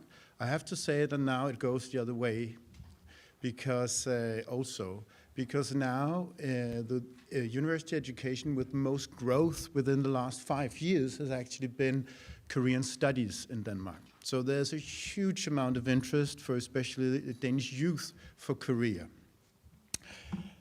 I've been asked to talk about schools as professional workplaces, and I will be touching upon some of the points that Mr. Saito also made about professional standards, because I think we have quite a different approach to that in Denmark. Maybe some would call it quite a radical approach, but I will introduce that to you and you can see what maybe you can use it for. But before getting into schools as professional workplaces, just a few words about myself. I hold a master's degree in history and physical education from the University of Copenhagen. And since then, I have worked in different positions in the Danish educational system. I have been a teacher. I have been now part of management. I have written textbooks. And I've also lived abroad for a while in Egypt, where I learned how to speak Arabic as part of what I do now. So I have a broad experience within the field of education in Denmark and abroad. Currently, I am the head of the Global Citizenship Program at Rysensteen High School. Rysensteen High School is one of the highest performing high schools in Denmark in terms of GPA, consistently among the three highest scoring high schools in terms of GPA. Rysensteen High School has around 1,100 students and is situated in Copenhagen, Denmark. What also makes Rysensteen High School very special is that we are the only high school who has a recognized international program in Denmark. We're working with, as you can see, 15 different partner schools abroad, from Buenos Aires in Argentina to Toronto, to New York in the United States, to Kampala in Uganda. I just came back from Kampala a few months ago, and also, of course, also in Seoul, Korea, where we're working with Incheon High School. The program consists of intercultural exchanges, homestay-based exchanges, meaning that the students from Korea will go to Denmark. They actually come just after I arrive back to Denmark. We will welcome the students from Korea. And the same goes for the students from Argentina and the US and so forth. And the Danish students will go the other way, and they will live with each other's families. So the whole idea of that is that our students become more knowledgeable about intercultural exchanges. They become more knowledgeable about, for example, Korean culture. It's also a program that consists of courses on intercultural understanding, about the theory of that, about the UN, about UN Sustainable Development Goals, and global issues such as refugee crisis, such as the climate crisis, so on and so forth. So in other words, it is a program that aims to prepare students not only for further education and careers, but also for taking part in society as a whole, as Mr. Lee also told you about in the beginning. Part of my job at the school is also, as part of that, we have actually written 2 books. I have co-authored and also edited 2 books, one in Danish, you can see here, and one also in English, which is out now in English at the Multilingual Matters, a very renowned English publisher, so we're very proud about that, of course. They've found an interest in not only knowing about how to do global citizenship in theory, but also in practice, which we are doing. Also, I've done several articles also for different Korean outlets, and I've done maybe 60 presentations about the Global Citizenship Program, but both in Denmark and abroad, but also about the special features of the Danish educational system and approach to teaching, for example, here in Korea. Which has also led me to, I've found out through my job at Rysensteen that there's a huge amount of interest for these very special features of the Danish educational system. Now, I'm not claiming that this system or approach to teaching is by any means the best in the world, but I am claiming that there are some features that are very different from what we see in other parts of the world. And there's been quite a lot of interest for that. And because of that, I established Nordic Teaching, which is a company that works with presentations, courses, and consultancy in other countries that are interested in implementing some of the ideas from the Danish educational system and approach to teaching. I work with some of the best teachers and professors and learning psychologists in doing this. We have, for example, done courses on the Danish approach to critical thinking, the Danish approach to, as Mr. Lee also touched upon, civic mindedness or almendannelse. Some of you maybe know Mr. O from Oh My News, who's written a book about Grundtvig and almendannelse. And we have also done courses about group work, the special Danish approach to how to work with cohorts and making them cohorts of students so that they don't think of themselves as competitors, fierce competitors, but more parts, being players in the same team, working towards a common goal. But going on to the theme, about turning schools into professional workplaces. Of course, the premise of this presentation is that most schools, or all schools probably all around the world, most of them at least, were established during the industrial era. And now we live in the 21st century. So of course the basic thinking in some ways still belong to the industrial era. And in order for us to moderate our schools or to change our schools to fit the requirements of the 21st century, we need, I think, to change our schools quite radically. So what I will be arguing here in my presentation is actually, in order for us to turn them into professional workplaces, first and foremost, we need to give teachers freedom. We need to give most of you free. We have to find a way away from a system where we are all, or you are checked by the ministry and administrators all the time. It doesn't mean that there's no accountability to that, but I will be arguing that freedom is the best way to go about it. And of course, from freedom then comes the question of accountability. How do you have accountability in a system with a great amount of freedom? And also I will be touching upon points such as career development, time, space, and supervision in a system with an increased amount of freedom. But before we come to the question of professional workplaces, we really need to ask why? And why is that the competences that our students need to learn have changed? How? Well, you can look at the illustration here, a young woman taking a leap, a jump from one cliff to another. What is she jumping from and what is she jumping to? Well, she's jumping from education to a new job that doesn't yet exist, right? According to much research in, for example, the United States, some estimates say that the jobs that we will find in 2030, only 85% of the jobs that we will find in 2030 only didn't really exist in 2018, meaning if you started as a student in 2018, there were only a 15% chance that you would actually find a job that already existed. Now, if that is the case, and we all know that to be true, then we have to ask, then what kind of learning do we need to give our students? First of all, I think it's very important when we look at the academic side of education and of learning is to establish the fact that we need to teach the students competencies that are not context dependent, meaning they need to be able to use their learning from school in new contexts that do not yet exist. That is one point, and there seems to be quite a lot of agreement about that. Another point I think that is really important to state here is that learning in the 21st century, or our jobs as school teachers, reaches far beyond the realm, the traditional realm of academic skills. It reaches way into what you call the realm of humanity, basic humanity.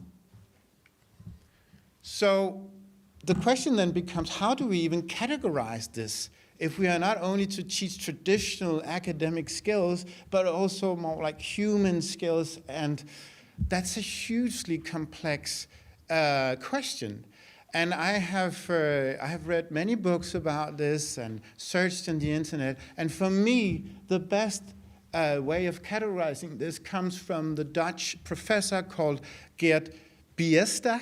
He's called in English, but I do think the real pronunciation is Biesta in Dutch. And he argues that basically what we need to teach students is in one category, he categorizes them in 3 different categories. One category has to do with competencies, the academic competencies. We're still here in the realm of traditional academic competencies, however, changed from what they were before. Then he also talks about socialization into the norms and values of society or into culture. And then finally, which is an extremely interesting point about Geert Biesta, he's saying we also need to cultivate certain situations where the students can find their inner voice of critical and responsible thinking. I'll come back to what he means by that. So Biesta doesn't say much, and I can't give an exhaustive idea here about what it means for the academic competencies that we need to teach. But he does emphasize, and I agree very much with him on that, if our students need to be able to switch between contexts and still use the competencies that they learn in school, well, then we need to be focusing much more on analyzing, on critical thinking, than on solely rote learning. Because rote learning has, to a certain extent, is limited to certain contexts. We can only apply that in the same context as we learn it, to a certain extent. So we need to change more in the direction of focusing on critical thinking. However, one word of caution here from Denmark. For the last 10 or 15 years, we've been focusing on critical thinking, and only on critical thinking. So for the best students in Denmark, that has been a success story. They understand how to do that. They understand that they need to have basic skills to be able to unfold critical thinking. But for the less well-functioning students, or not as clever students, they have thought, well, critical thinking is all I need. I don't need basic skills. I can just Google it, right? So for some of them, they have kind of been lost in this emphasis on critical thinking, only critical thinking. And I've seen on your program today that you have a focus on AI, which is also of very much interest now in Denmark. And I just heard a very interesting lecture by a Danish professor about AI, and he said, the thing is, if our students, they don't know enough before they start learning AI, then what happens is not that we will find the strengths of a human and AI together and something will become even more valuable. The thing is, if they are not knowledgeable about enough, our students, then all we will have is AI controlling human beings, right? So just one word of caution, because I know that in your system, the Korean system, you have much more focus on rote learning. Maybe you need to change a little bit, sorry, but still do never ever forget that it's still important to have these basic skills and some level of rote learning. That would be my word of caution from Denmark. Then, of course, there's this idea of cultivation of cultural norms and values. This is also our job, that we need to socialize young people into society. There are many reasons why this is important, but one of the most important reasons is that we know from the French professor Bourdieu, whom you probably know, that he talked about different capitals. He talked about like an economic or financial capital, but he also talks about cultural capital. And the point here would be that if students from less fortunate socioeconomic backgrounds, they can be taught all the skills in the world, but maybe that will not be enough for them to rise in society, because what they also need is to understand the cultural norms, the linguistic codes of higher socioeconomic stratas. Does that make sense to you? Yeah.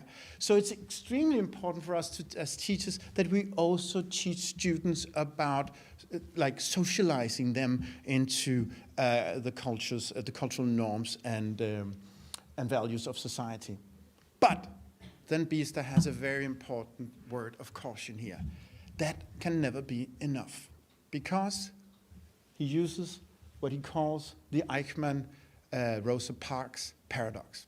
And what he means by that is that if education only was focusing on academic skills and in socialization into society, and we only had to judge success upon that, then Eichmann, being the organizer of the Holocaust during the Second World War, he would be a huge success, right? Because he lived up to the standards of Nazi society. He understood the values and norms. He held a high position in Nazi society. He was very well educated. So in that sense, he was a success. But of course, from a moral and human point of view, he was an awful failure. Does it make sense? If looking at Rosa Parks, you can give, then it goes the other way around with her, because what did she do? The African-American Rosa Parks refused to rise from her seat in 1955 in Alabama when asked to because of the racist laws of segregation in the American South. You could argue that she didn't understand the norms and values of society at the time, or at least she refused to go along with them. So in that sense, she was not socialized into the values. But Bista says, of course, from a human and moral point of view, she was a huge success. She did what was right because she has that strong inner voice of morality and of rationality. So this, of course, is extremely complex for the students and for you and us as teachers. But there is one important point here, is that I think that Bista's three categories, they really do support each other. For example, just to give you a few examples, in order for you to have this inner voice as a student of morality, how can you have that if you don't understand the society that you live in? How can you have that without proper academic skills? And if you think about it, we don't have that much time to go into it, but if you go all the way around these different categories, if I go back here, the categories that Bisa mentions, then if you think about it, they do really support each other. And they support each other in terms of human development so that the students can grow as human beings and part of society, but they also support each other in terms of how well they can function career-wise. Now, if we are to teach them within these three different categories to be able to live up to the requirements of the 21st century, then we need, of course, a totally new role as a teacher. We need many roles, actually. We need to be guides. We need to be motivators for the students. We need to be facilitators. We need to be empathetic support. You mentioned about that you want to teach in a happy classroom. Well, that takes for us also to be there for the students. We also sometimes still need to be the all-knowing authority. It still exists, and it will still exist in the 21st century. So what does that mean if we look closer to the relationship with the students? Well, First of all, it means, and I can't go, I am from Denmark, the happiest nation in the world, right? So I have to focus on that. We need to focus more on happy and confident students. Because why? Because happy and confident students are better learners. This is a well-established fact in learning psychology, that you remember facts better, you remember competencies better if you are happy and confident. But also, and here's a very important point, critical thinking is not only an academic skill or academic competence. Critical thinking is closely linked to what you could call the human trait of courage. If you do not have enough courage, I talked to Mr. Saito this morning on the bus, if you do not have enough courage as a student, how will you ever be able to come up with voicing your own opinion or your own analysis about something? It takes courage. And it also takes courage once you enter the workforce to be able to say, okay, you're the boss, but I'm thinking maybe we could do this solution a little differently. I have the courage to do it, not out of disrespect, but actually because I think I may be working together, we can come up with a better solution, and I have the courage to do that. So happy and confident students, I think, is a very, very important point in working with students in the 21st century. Another point is that we have to focus more on students' inner motivation. Why? Again, looking back at Bista, if you will ever find this inner voice of morality, which I think is hugely important, and I know also from my Korean friends that you find so important here, well, I think if you don't connect education to values and beliefs, how will the students ever find that inner voice? If you're solely motivated by external factors such as grades, such as parents, you talked about them, Mr. Saito, the parents, we also face that problem in Denmark. If you're solely motivated by that, then either you leave school without many values, or maybe you leave school with the implicit value of what is actually important here, namely one thing: how well do I do? Yeah? This is actually very interesting when you think about it, but what comes out of that, if I have to satisfy all these parties, I do that by having success myself. So I learn through external motivation, I learn that everything that counts is that I have success. So another thing I need to, and I can't stress this enough, I already mentioned it a little bit, we need to look at students in our classrooms. We need to teach them that they're part of the same team. They're not in fierce competition with each other. We try to tell our students in Denmark that you're part of the same team. If you work together, you can achieve the highest possible goals, having the highest grades together, and also for the sake of human development, of course. So, if this is the case, if this is what we want to teach the students, and this is the new approach to teaching, then we can move into the new approach to turning schools into professional workplaces. I will come up with a few examples from my own school, from other Danish schools, and also from some of our American partner schools. I hope you can use the examples, at least as an inspiration. First of all, I will argue that if we want to turn our schools into professional workplaces in a way that can live up to what is required of us, of the teaching of the students, we need to set you free. We need to set the teachers free. Why? Because in working with competencies and working with cultural norms or cultivation of cultural norms and working with a facilitating environment where the students can find this strong inner voice that Bista talks about, I don't see any other way than you, teachers and students who are going to become teachers, in having the freedom to unfold your own practices, pedagogically speaking, also content-wise. But then let's dive into what do I mean by setting teachers free. Well, here's an example from Denmark. One way to set teachers free is to make the curriculum much more open. If the curriculum is more open, then teachers are also free to bring in real-life content, which is extremely important for them to see the relevance of teaching and of learning, but it's also extremely important in terms of finding this inner voice.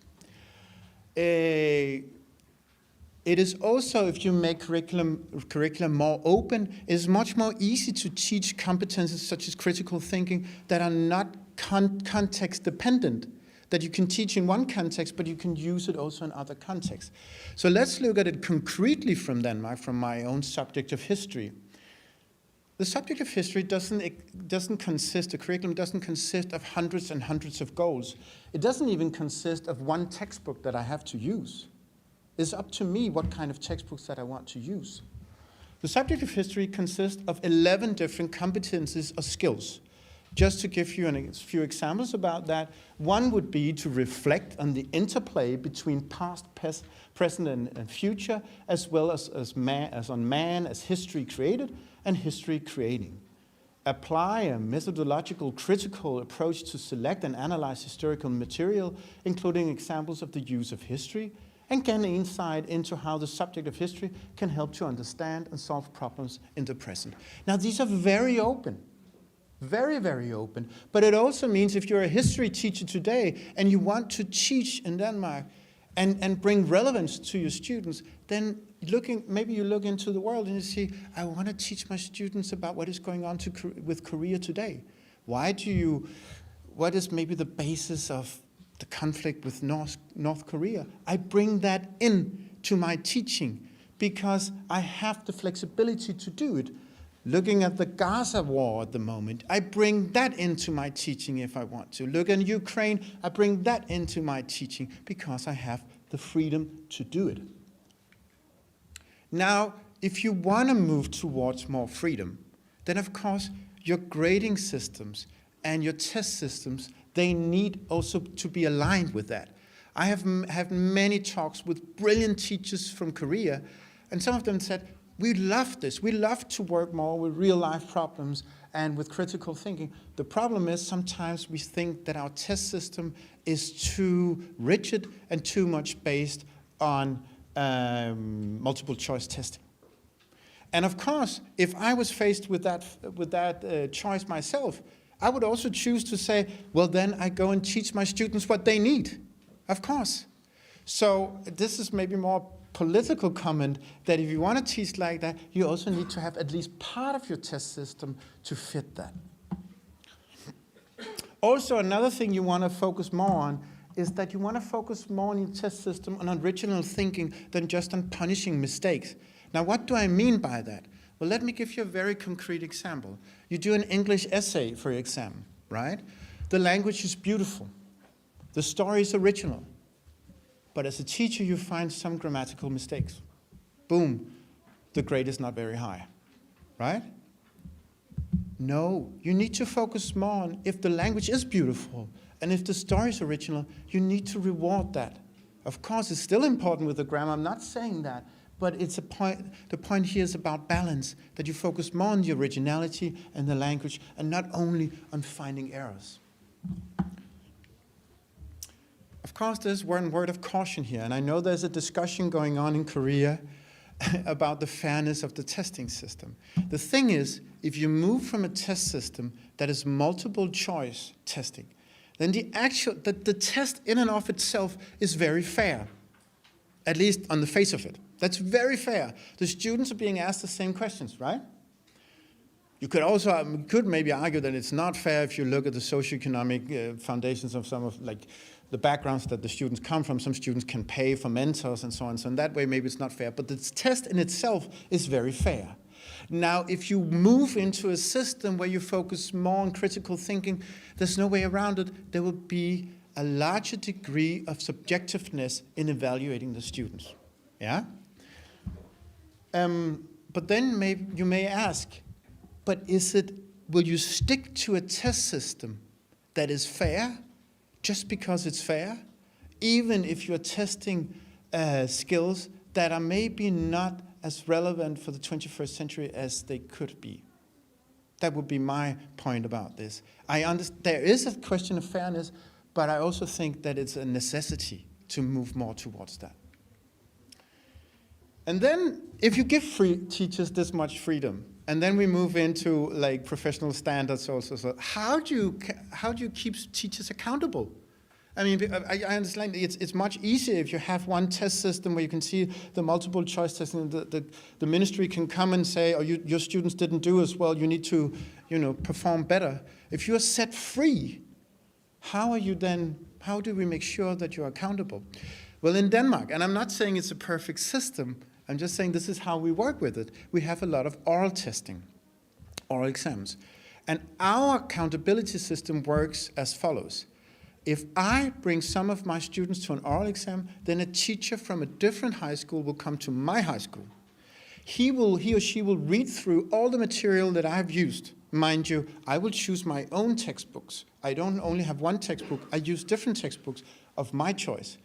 He or she will read through that, will read through my questions, will sit in on the oral exam, and will also question the students and will be part of evaluating the students. Now, if I do not live up to the professional standards in the eyes of my colleague, then he can report me to the ministry.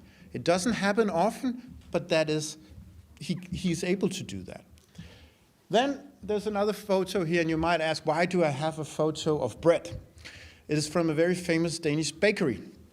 And it's not, I don't only have the photo because the bread is delicious. I also have the photo because when you shop in this bakery, you pay for the bread, but what you never meet is anybody at the counter. You only pay by your phone. So in reality, you can just take the bread and you can walk out of the store. Does it happen? No. Why? Because with trust comes a sense of responsibility. Yeah? That's my belief. So I would also argue that even though with more freedoms, teachers are free also to do maybe horrible teaching or evaluate their students too good in to make themselves look good, but they don't do it. A few people do, I mean, of course. But in general, they don't do it because with trust comes a sense of responsibility. Let me just skip that for a minute. If you have this amount of freedom, it also is super important that you support your new teachers. And this is a fundamental part of the Danish school system. When you're hired as a new teacher, you have mentorship, formal mentorship for at least 1 year, and that mentorship can easily go on for many more years. As part of your first year, you attend university studies where you read about the theoretical foundations of pedagogy and praxis as well. You have that mentor sitting in with you in your class, and you will also sit in with your mentor on his or her classes. So in sum, the help that new teachers get will come from planning courses, because in Denmark courses are not planned from a central position, they are planned decentrally. So you are helped to plan your courses. You are helped to plan your lessons, making sure that you have many different sequences, maybe sequences of group work, sequences where you're at the blackboard, sequences where you show a little bit of video. You have a lot of feedback on your relational skills. How do you get that feedback? You get that feedback by the mentor sitting in with you and you sitting in with the mentor. The mentor will also help you with textbooks. Now, all of this leads to conversations between the mentor and the mentee. And these conversations are not power-based. It is not a question of a person from management sitting there with you telling you should do this better and this better. It's more like a conversation between two peers talking about how could we do this better together. Another thing that is extremely important if you want to set teachers free and create schools as professional workplaces is to work in teams. Now at Rysensteen, we have made our teachers work in teams of 4 or 5. One of the things they do in those teams is that they sit in, they are obliged to sit in on at least 10 lessons every year. So typically they will be working with a specific topic. That could be maybe AI at the moment. That could be group work. That could be less motivated students. So they sit and watch observe teaching from one of their colleagues. And afterwards, they have these conversations about them. And again, I have to stress, this is not a power relationship. This is not somebody telling another teacher, this is how you should do it. This is more like a conversation about how we could do this better, or how I was inspired by seeing your lesson. Also in teams, they work together to produce courses. Because when you have this amount of freedom as you have in the Danish schools, you're also expected to come up with your own original courses. So that can take a lot of time. Here's an example from our political science teachers. What they have done is that they've made a course on political ideologies. So one teacher said, okay, I will introduce the students to the ideologies. What do they consist of? I find the textbooks, I do the exercises, this is my part.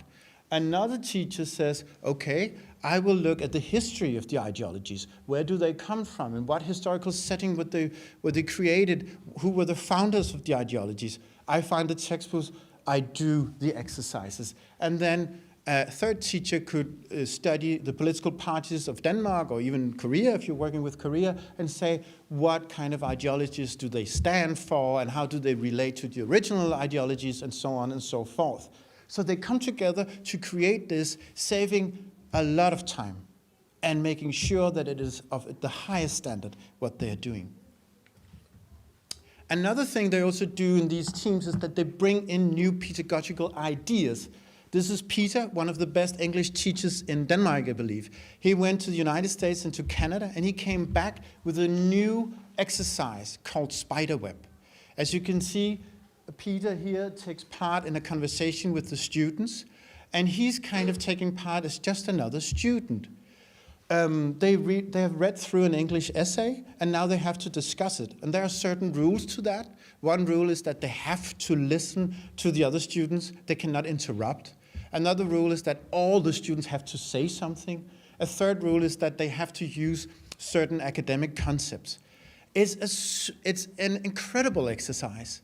And it's an exercise that really brings to life many of Biesta's ideas of teaching in the 21st century. Now, this was introduced by Peter, then taken over by his small group, and later taken up by the whole school. So now even our math teachers are using this. The same goes also for innovation. We have had teachers taking university courses about innovation, bringing them to their teams and then later on to the rest of the school. But freedom requires time. And here's a difference, I'm sure, from my many conversations with Korean teachers. I've taken a screen dump from one of our teachers, and as you can see, more or less here, you can see Monday, Tuesday, Wednesday, they don't have that many lessons. It's not typical. They would usually have a little bit more. But maybe a typical Danish high school teacher would have 3 to 4 hours of teaching every day, and the rest they will have time to correct assignments. They will have time to prepare both pedagogical exercises, but also preparation for bringing this real world into the classroom. So that takes time. And I know we cannot, we cannot change that. It's just also my way of saying that I understand if you work in a different system, there are also a different context to that. But we are fighting for that. We are fighting for the time because the politicians are pushing all the time.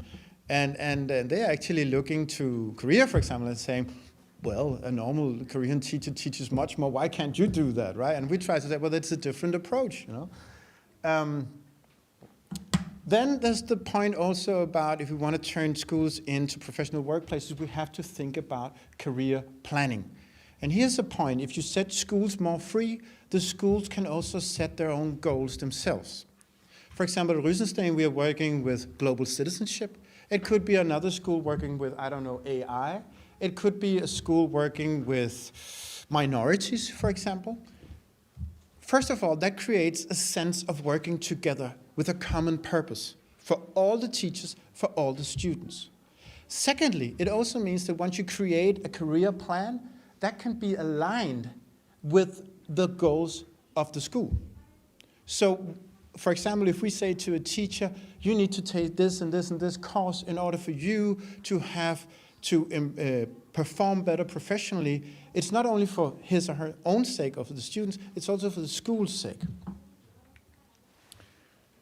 Also, in Denmark, it is part of our talks, I'm part of management, and it's part of our talks with our teachers that we need to have a talk with them every second year about their career planning.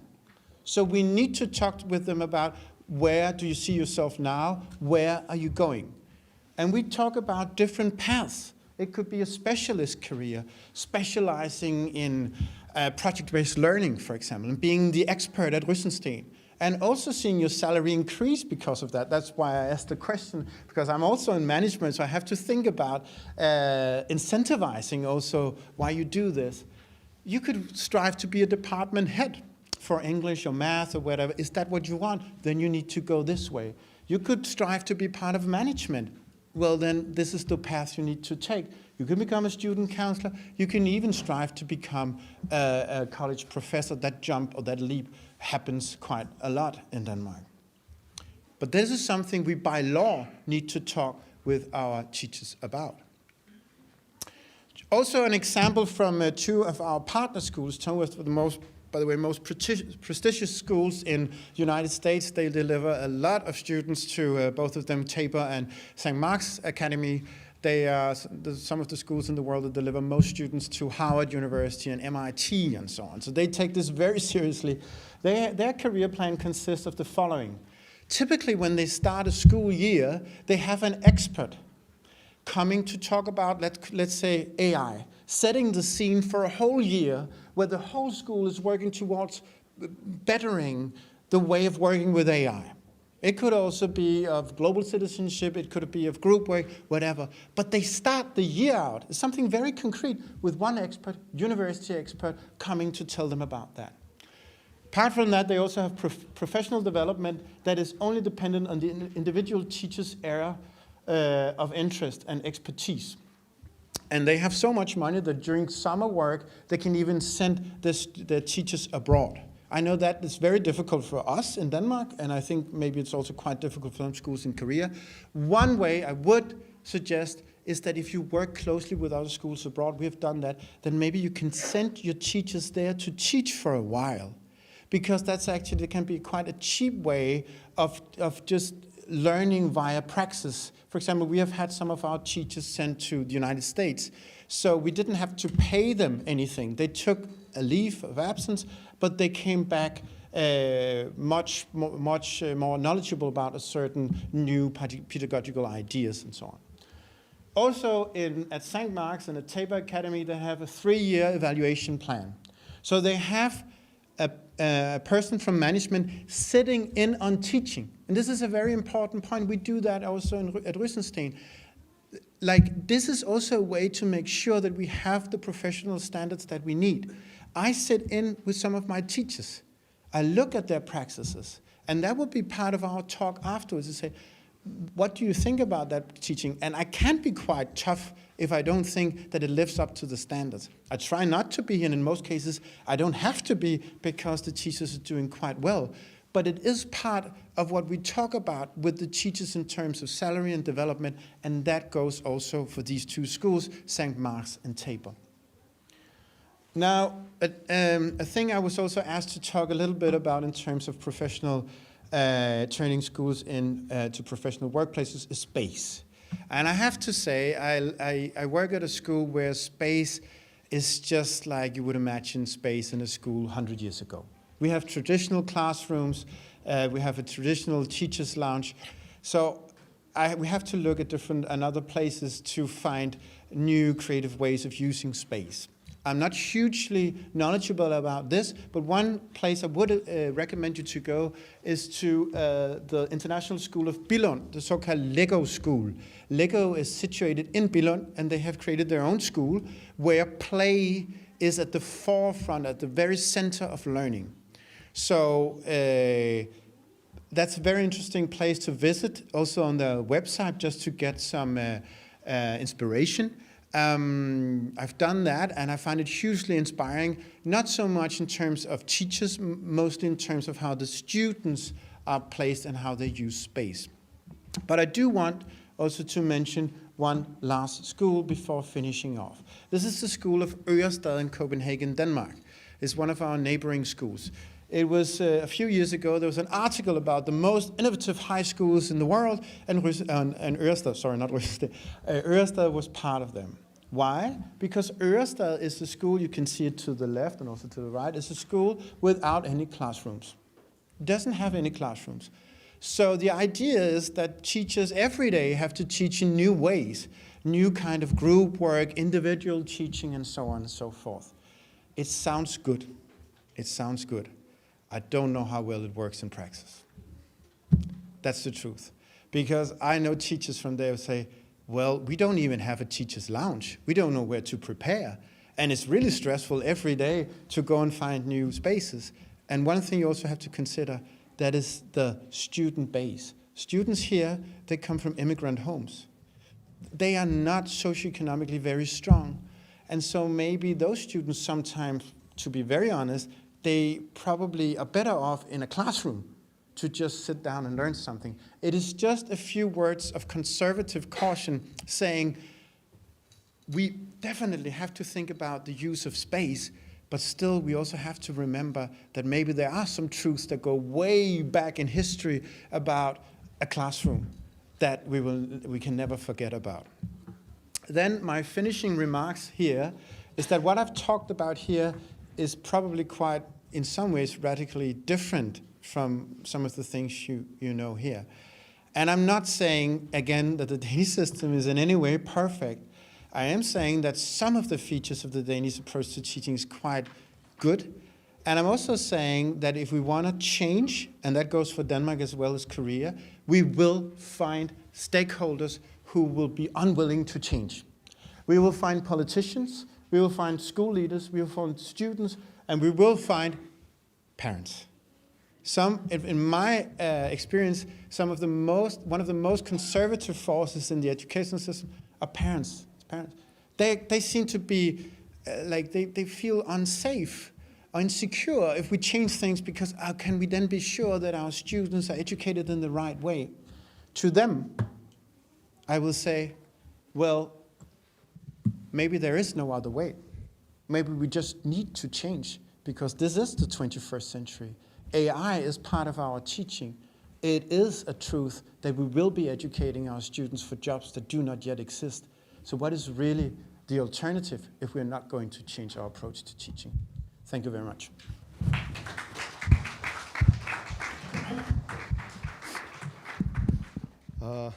먼저 그 오랜 동안 강연을 해주신 안데르스 슐츠 선생님에게 큰 박수 한번 다시 보내주시기 바랍니다. 핵심은 그러니까 학교라는 공간들을 어떻게 어떤 세계 시민으로서 교육을 해야 할 것인가 이런 문제가 있는데 이제는 기존의 산업사회에서 할 수 있던 방식이 아니라 새로운 방식으로 해야 한다라고 하는 것을 강조를 하셨고 그중에 비스타라고 하는 사람이 가지고 있는 그다음에 우리가 알고 있는 OECD 데스코 프로젝트에서 가지고 있는 역량의 핵심들을 바탕으로 해서 어떻게 교육을 하는지 그 사례를 우리에게 보여주셨습니다. 근데 가장 중요한 것은 선생님들이 모든 여기에 나와 있는 7가지인가 8가지의 요소들을 개방적으로 활동을 해서 자기가 스스로 세상과 협력할 수 있는 방안들을 마련한다면 지금 슐츠 선생님께서 말씀하신 것들이 현실적으로 이루어질 가능성이 높다라고 볼 수 있습니다. 중요한 것은 현실적으로 이런 케이스를 보여줬는데 그러면 선생님들이 지금 이 강연을 들으신 선생님들은 어떤 생각으로 어떤 질문을 하고 싶으신지 일단은 질문을 해주시면 아마 충실하게 또 답변을 해주실 것으로 생각이 됩니다. 혹시 질문이 있으신 분들은 손을 들어서 의사표시를 해주시면 마이크를 갖다 드릴 겁니다. 혹시 질문이 있으신 분?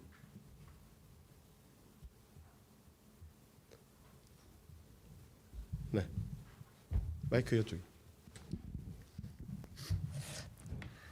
네, 강연 참 잘 들었고요. 제가 그 도중에 다른 학교의 교사가 이제 평가할 때 와서 그 선생님이 활용한 수업 자료나 이런 것들을 보고 시험 문제를 한번 검토 그거를 평가한다 이런 게 굉장히 지금 한국 사회에서는 있기 어려운 그런 풍토인 것 같아요.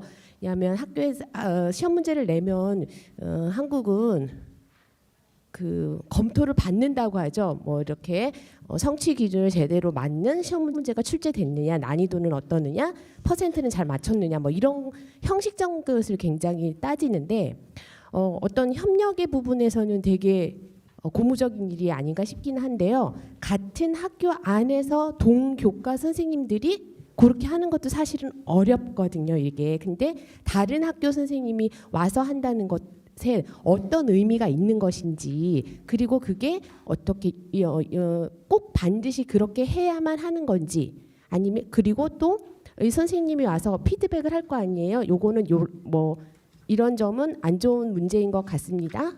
혹은 적절하지 않습니다. 같은 것들은 어떻게 조율해 가는지 그런 방법이 있는지 좀 듣고 싶습니다. Yeah, so there are certain criteria that we need to live up to that come from the ministry.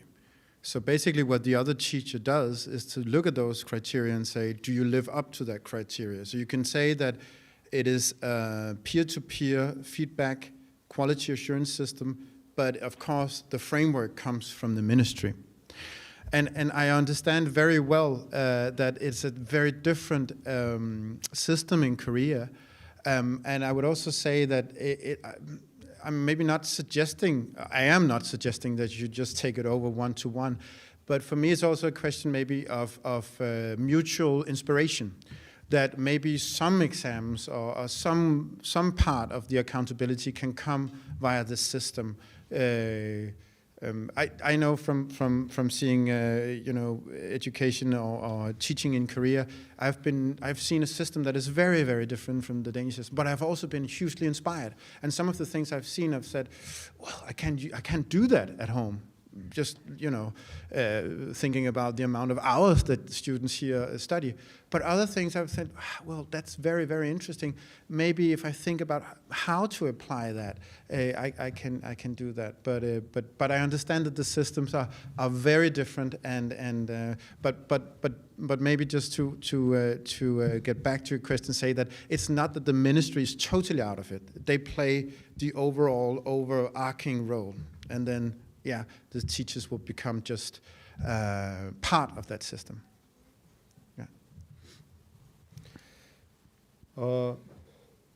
그 중요한 거는 우리가 알고 있는 것처럼 그냥 동료들이 평가하는 그런 방식이나 피드백을 주는 방식이 아니고 일단 교육부에서 주는 기준을 기초로 해서 피드백을 주는 걸로 말씀을 하셨고, 그 다음에 이제 한국하고 덴마크는 굉장히 다른 어떤 기준을 가지고 있기 때문에 그것을 어떻게 평가할 수는 없을지 모르겠지만, 한국이 굉장히 힘든 상황이긴 하지만 덴마크에서도 그걸 어떻게 적용하면 의미가 있을까, 이런 것들도 한번 생각해 본다고 말씀을 하셨습니다. 또 다른 질문이 있으신 분? 네. 네, 되게 흥미롭게 잘 들었고요. 학생들이 학창 시절에 자유롭고 비판적으로 되게 잘 교육을 받았다는 거에서 너무나 부럽고, 근데 그들이 자라서 부모가 되었는데 아까 맨 마지막에 부모들이 그 변화를 싫어한다는 얘기가 저는 좀 약간 이해가 안 되는데 그게 어떤 상황인지 궁금합니다. I think conservatism depends on the context. So being conservative in Denmark would mean something different than in Korea. I think they are. I wouldn't. Maybe it's also wrong to say that they're very conservative, but they are. In some ways they are. They have been brought up in a system that is very liberal, but if changes to that system happens, then they are still conservative in the sense to say, oh, that's not the same system that I grew up in. So if that makes sense, like they look back to their own school days and say, this is what I know, and this was good. And at that time, it was also quite liberal. But of course, we do change along the way. AI becomes part of our teaching. There's more group work. There's this spider web. They didn't do that when they were in school. And so they also become, some of them, conservative. So it's a brilliant question, because you can ask, do we make sure by having this liberal education that people also become liberal-minded? To a certain degree, yes. I would say that Danish people are quite, you can also see that on cultural understanding, comparisons between countries, Danish people in general are quite open to changes. But of course, some of them are also conservative. And I think apart from the conservativeness, they just interfere a lot, They just want to make sure that their students have the best grade, that the kids have the best grades, right? And we see that a lot. And one thing I would like to say from a management position, it is also very much a management question that you have to tell them. You can call and you can complain about this teacher, but this is not a relevant complaint. It stops here. We stop you, right? So. 덴마크하고 우리나라하고 비교해서 보수적이라고 하는 개념을 받아들이기는 어려운데, 거기도 마찬가지로 우리나라처럼 부모들이 이제 성적에 대한 것들을 또 중요시 여기고 이러기 때문에, 그 다음에 살아오는 동안 자기네들이 생각하고 있는 진보적인 관점이 계속 지속적으로 바뀌기 때문에 현재 상태에서 받아들이기 어려운 부분들에 대해서 저항이 있다라고 말씀을 하신 것 같아요. 그런 부분들을 고려를 해서 선생님 질문하신 거에 맞춰서 하시면 될 것 같고, 그 다음에 아까 방금 전에 그 첫 번째 질문자가 질문한 내용과 연결해서 하나 더 질문을 하자면, 그 교사 평가에 대한 매뉴얼이 있는지 궁금하다. 그 다음에 덴마크에서 에듀테크 도입은 어떻게 진행되고 있나, 이렇게 궁금하다. 두 가지 질문하셨습니다. I will find that in an English version for you and send it to you. But you can say that in general, in a Danish system, in a system that is so trust-based, which is also the whole Danish society is very trust-based, then there's some reluctance to formulating too strict rules and regulations and standards, which is also sometimes a challenge in the Danish system. But teachers they are fiercely against that, because they say, we cannot be assessed by these parameters. For example, 37 in Australia, they would never work with that, never. And sometimes from a management position, say, maybe it could be good if we had more standardization. But as I said, it is also thinking about the system, that it's more trust-based. So it also comes from within. You want to develop your professional skills because you feel responsible also, right? But to come back, I will find that for you. 어쨌든 어떤 특정한 기준을 가지고 하는 것보다는 내부의 기준을 바탕으로 해서 동료를 평가하고 피드백을 주기 때문에 호주나 다른 여러 나라하고는 덴마크에서 교사 평가하는 방식은 다르다고 말씀을 하십니다. 그 다음에 질문.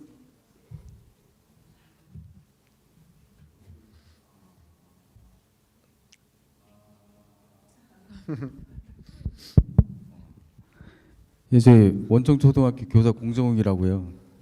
공정욱이라고 하고요. 이제 빠른 속도로 두 가지 좀 궁금합니다. 아까 에듀테크 얘기가 나왔는데 우리나라 같은 경우 이제 미래 핵심 역량 얘기하면서 AI 교육한다 얘기하면서 에듀테크 업체들을 학교에 밀어넣고 있거든요. 흔히 이런 식으로 이제 우리 대한민국 이제 교육 정책 사업들이 진행이 되는데, 덴마크 같은 경우 역시 인간 본연, 교육 본연의 가치에 좀 주목한다는 생각이 좀 들었습니다. 그래서 이런 어떤 사회의 요구, 기업의 요구, 이데올로기적 압박들은 실제로 덴마크에 없는지 하나 궁금하고요. 두 번째로 우리나라 같은 경우에 이제 이른바 학교 만학기 원설이죠. 학교의 모든 책임을 다 묻는 경향이 있습니다. 예를 들면 학부모가 그 탕후루에 애 손대었다고 이것을 학교에 왜 안 가르치느냐 민원 넣는 사태들이 벌어지는데요. 덴마크 같은 경우에 제가 그런 TV 좀 보면서 굉장히 인상적이었던 것이 학교 밖에서 교육할 수 있는 시스템이 굉장히 안정적으로 구축되어 있다라는 좀 느낌을 받았는데 여기에 대한 좀 구체적인 좀 얘기를 듣고 싶습니다. Thank you. Brilliant questions. Thank you so much. So your first questions was about the introduction of edutech. And maybe it comes as a surprise, but part of the liberal Danish approach to teaching actually has meant that we have been very open to edutech in education. Like all students, they have a laptop. And they also use laptops and the internet in most of their exams, during most of their exams. They even, like if they prepare for an oral exam, they usually have access to the internet as well. I actually think that at the moment there is a reaction now in Denmark that we didn't think enough about this. Like it was seen as progressive just to bring in the computers and bring in the internet, and the students just needed to be on Facebook and on Twitter and everything, and they would learn to manage that. And instead maybe Facebook managed them, So what we maybe needed more, and many people are saying that, teachers and professors from universities alike, is that we need more of a strategy for that. I personally, with one of, maybe some of you can look into him, he's called Tue Husfeldt. He's a professor of ITU, the Danish University of Technical Education. And he specializes in AI. And he just gave a presentation that I heard. And one of his main points was that if we want to teach our students to handle AI in the right way, we actually need to take AI out of our classrooms for a while at least, because they still need basic skills. And it's an illusion to think they can just sit with AI and ask them about everything, and then they can just like hand in AI written papers and say, I read through it and I did a little bit of critical thinking. That's not enough, he says. So interestingly enough, his point would be that using EdTech, the way to handle EdTech is also sometimes not to use EdTech, because there are certain basic skills that you need to learn without using EdTech, right? That was the first question, and your second question was about, if I may ask again.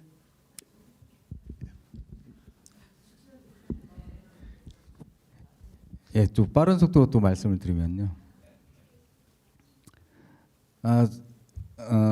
우리나라 같은 경우에는 이제 학교 밖에 있는 문제들은 이제 학교 안으로 밀어 넣으면서 학교에서 복잡하다는 문제들이 생깁니다. Yeah. 여기까지 할까요? Yeah. Yeah, I understand the question. Also, because as you said, maybe there will be pressure from parents also saying, "Why are you doing that?" For example, right? And I think that's maybe a cultural thing. Also, it's expected. If I was to teach history, and my students didn't meet anything of relevance, like I was only to teach ancient Greek history, I would have a call from the parents, you know. So they expect me to do these things. But again, it's not an unknown phenomenon that they also complain to us if they don't see that we don't teach what the students need. But I have to say, there's a general, quite a lot of trust in the teachers from the parents, quite a lot of trust. Trust that they can do their jobs. They are specialists. They are the experts. You are the experts. And I think that trust, if it doesn't exist, it has to do with the quality assurance system. It has to do with us making sure that they actually are as good as we say they are from management. But it also, when some of our parents call and they complain about it, and I have to mention this again, then management, which I'm part of, we need to pick up the phone and say, no, you don't complain about this teacher.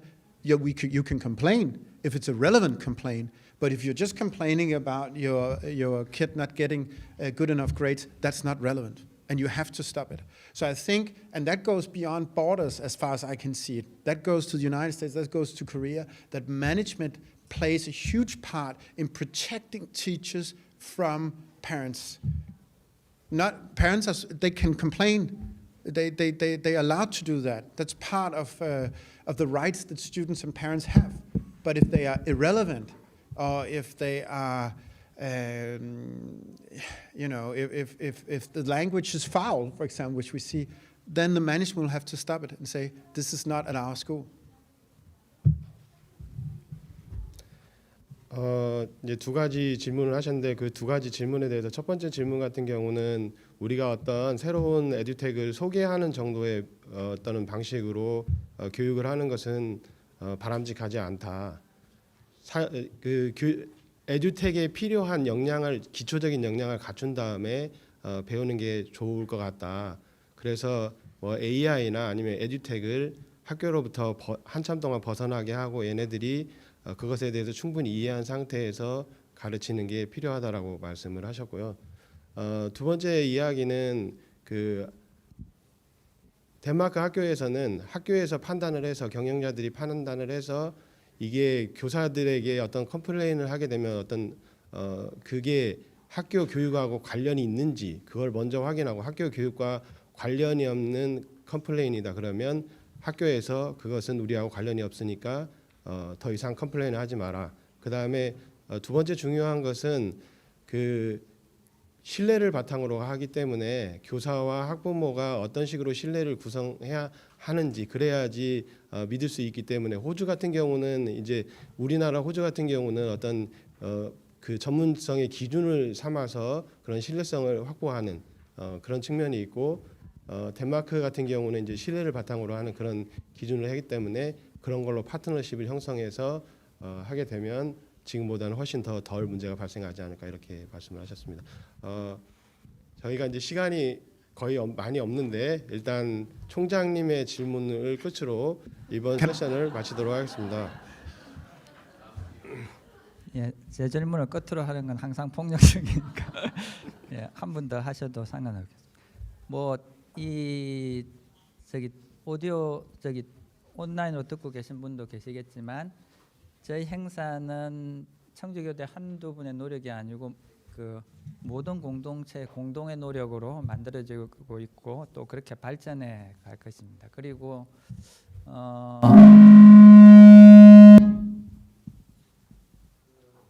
우리가 이거 심리적으로 이걸 넘어설 수 있을까? 그러니까 청주교대가 다른 교대보다 이 문제에 대해서 관심을 가지고 또 교사단체들이랑 신뢰도 하고 해서 이런 모임을 하고 있는데 이거 우리만 해야 된다는 욕심을 자꾸 가지는 거거든요. 그죠? 그러면 한국 사회가 변할까? 사실은 한국 사회 전체가 변하려면 모든 교대, 모든 교원 양성대학, 모든 교육청이 현장과 이렇게 네트워크하고 시스템하고 하는 노력을 해야 되지 않을까. 거기서 이제 우리가 어릴 때부터 가지고 있던 경쟁의 논리, 내 자산을 내 것으로 하고 싶은 욕망이 작용하면 경쟁하다 또 다 무너지는 거죠. 이제 저희 모임과 관련된 코멘트를 조금 했고요. 그 질문도 좀 있습니다. 그 또 하나는 아까 앞부분에 저기 사이토 교수님이 한 질문하고 똑같은데 한국의 지금 현실이 어떠냐면 국가가 오랫동안 통제하고 지배했던 것에 대한 반감이 너무 커요. 모든 사람들은. 그 자치가 우리 시대의 하두죠. 근데 자치와 자유를 구체적으로 가지고 들어가니까 너무 복잡한 문제가 있어요. 자치가 누구의 자치냐는 거예요. 교육부랑 모이면 교육청의 교육감들은 우리한테 자치를 달라고 다 야단이에요. 그럼 교육감들이 저기 자기 지역으로 오면 각 학교들이 교육감 간섭하지 말라고 다 난리예요.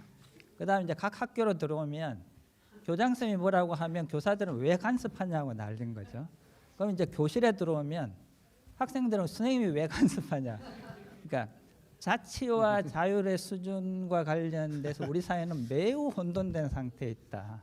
그래서 조금 전에 이제 이 말이 얼마나 우리 선생님들의 가슴을 뛰게 만들어요. 저기 노르딕 하면서 나온 게 교사에게 자유를 프리덤. 근데 자유에 대한 해석이 오만 지금 문제를 일으키고 있는 겁니다. 근데 제가 이제 좀 말씀을 들어보니 그 오픈도어 팔리시 있잖아요. 그 조금 이따 그 설명을 꼭 해주시면 좋겠습니다.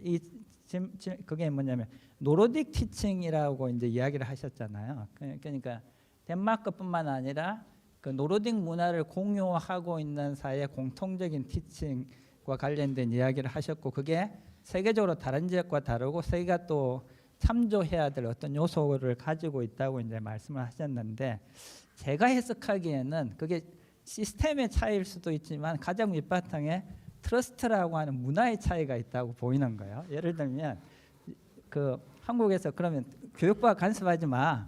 교사들에게 자치를 줄게. 그런데 내 교실을 다른 교사에게 열고 수업을 보여주는데 딴 교사 못 믿어. 내 수업에 들어와서 당신이 코멘트하는 것에 대한 권위나 자율성을 나는 인정 안 해. 이게 한국의 도처에 다 존재하는 거예요. 조금 전에 이제 이 덴마크 시스템에도 보시면 초임 교사에 대한 멘토나 인턴을 하려고 해요. 누가 내 교실에 들어와서 멘토를 해? 우리는 권위의 붕괴 시대에 있는 거죠. 그러면 이게 뭔가 제도가 성립하려면 그게 호주식의 제도든 덴마크식의 제도든 성립하려면 협력과 연대와 공존과 트러스트라는 게 사회 밑바닥에 깔려 있어야 되는데 어디서 시작하죠? 그게 이제 제가 한국 사회와 한국 교육에 대해서 가지고 있는 질문입니다. 근데 우리 한국 사회에 대해서 너무 부정적으로 이야기를 해서 이건 제 주관적인 느낌일 수도 있으니까 노르딕은 그런 문제와 관련해서 그 노르딕 티칭이라는 것의 포인트가 핵심 포인트가 뭔지에 대한 궁금증하고 트러스트라는 게 형성되려면 어떻게 가능할까에 대한 질문을 드리겠습니다.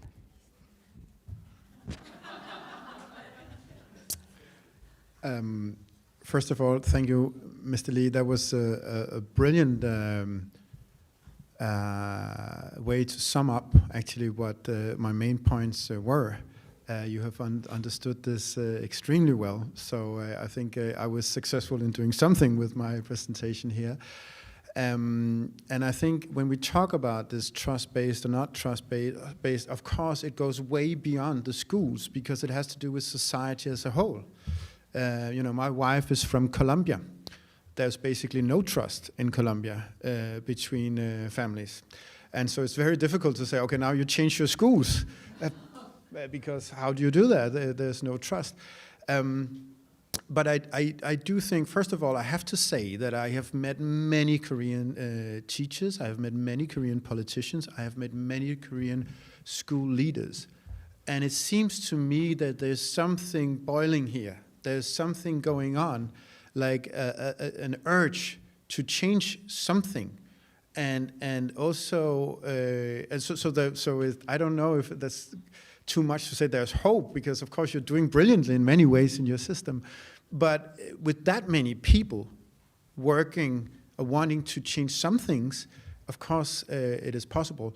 And I have to say, in terms of creating this trust, I think it's about starting in just looking at small areas where you can do it. You know, what about if you start at one school? What about if you start here and let's say, let's try and do that? Let's try just for a few lessons to go into another classroom just to see it. You know, we'll see the teaching. Maybe we'll make rules for how to do the conversation afterwards, so it doesn't seem that I'm judging you. I'm just, maybe we have to make the rule that all I have to say is that I was so inspired by you. I was inspired by this and this and this and this. Then we can build on that afterwards. The same goes for bringing the real world into teaching. Maybe you can't do it in all your classes. Maybe you can do it just in a few classes, and then you can see, hopefully, that you plant some seeds in doing that. We've done that in Denmark. Mind you, many of the things that we talk about here, observing each other in classroom, that was an impossibility 20 years ago in Denmark. Teachers didn't want that at all. So we have also tried via concrete changes, then we have also changed the culture. So that would be my best suggestion.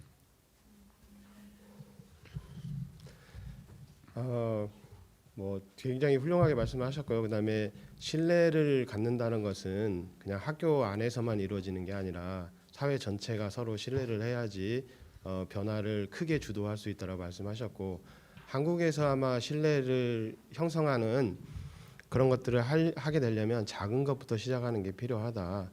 그리고 그 작은 것을 시작할 때 누군가를 비난하거나 이런 방식이 아니라 서로 영감을 주고 건설적으로 뭔가를 해나가는 방식으로 한다고 하면 굉장히 의미 있는 변화를 가져오지 않을까라고 제안을 하셨습니다. 그게 아마 그 총장님과 그 다음에 슐츠 선생님이 말하는 노르딕 티칭의 핵심이 아닐까 이렇게 봅니다. I have to say something. I have to praise the translation. It is very, very precise. Thank you.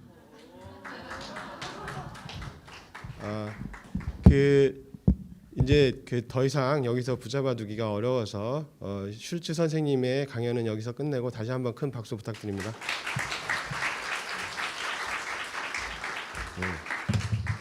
Thank you so much.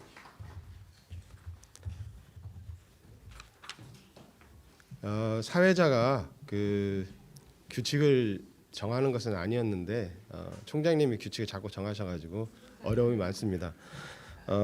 어쨌든 이제 마지막에 프레젠테이션은 그 현재 그 핀란드 헬싱키 대학의 야리 라보넨 교수님께서 기조 강연을 해주시기로 하셨는데, 지금 주제는 Teachers Professional Learning in Finland, 그 다음에 Providers of Education in Key Role, 이렇게 해서 이 주제로 기조 강연을 진행하기로 하셨는데, 아까 총장님도 말씀하셨듯이 비행기 연착 때문에 아직 도착을 못 하셨어요. 그래서 급하게 아마 동영상으로 준비를 하셔서 동영상을 시청을 하시고, 그 다음에 오후에 1세션 한 4시 반쯤에 도착할 예정이라고 합니다. 그때 이제 간단하게 요약 발표 및 그 다음에 질의응답을 받는다고 하니까 너무나 서운해하지 마시고 지금 잘 들어두셨다가 질문을 마음속에 간절히 품고 있다가 나중에 오시면 질문하시면 될 것 같습니다.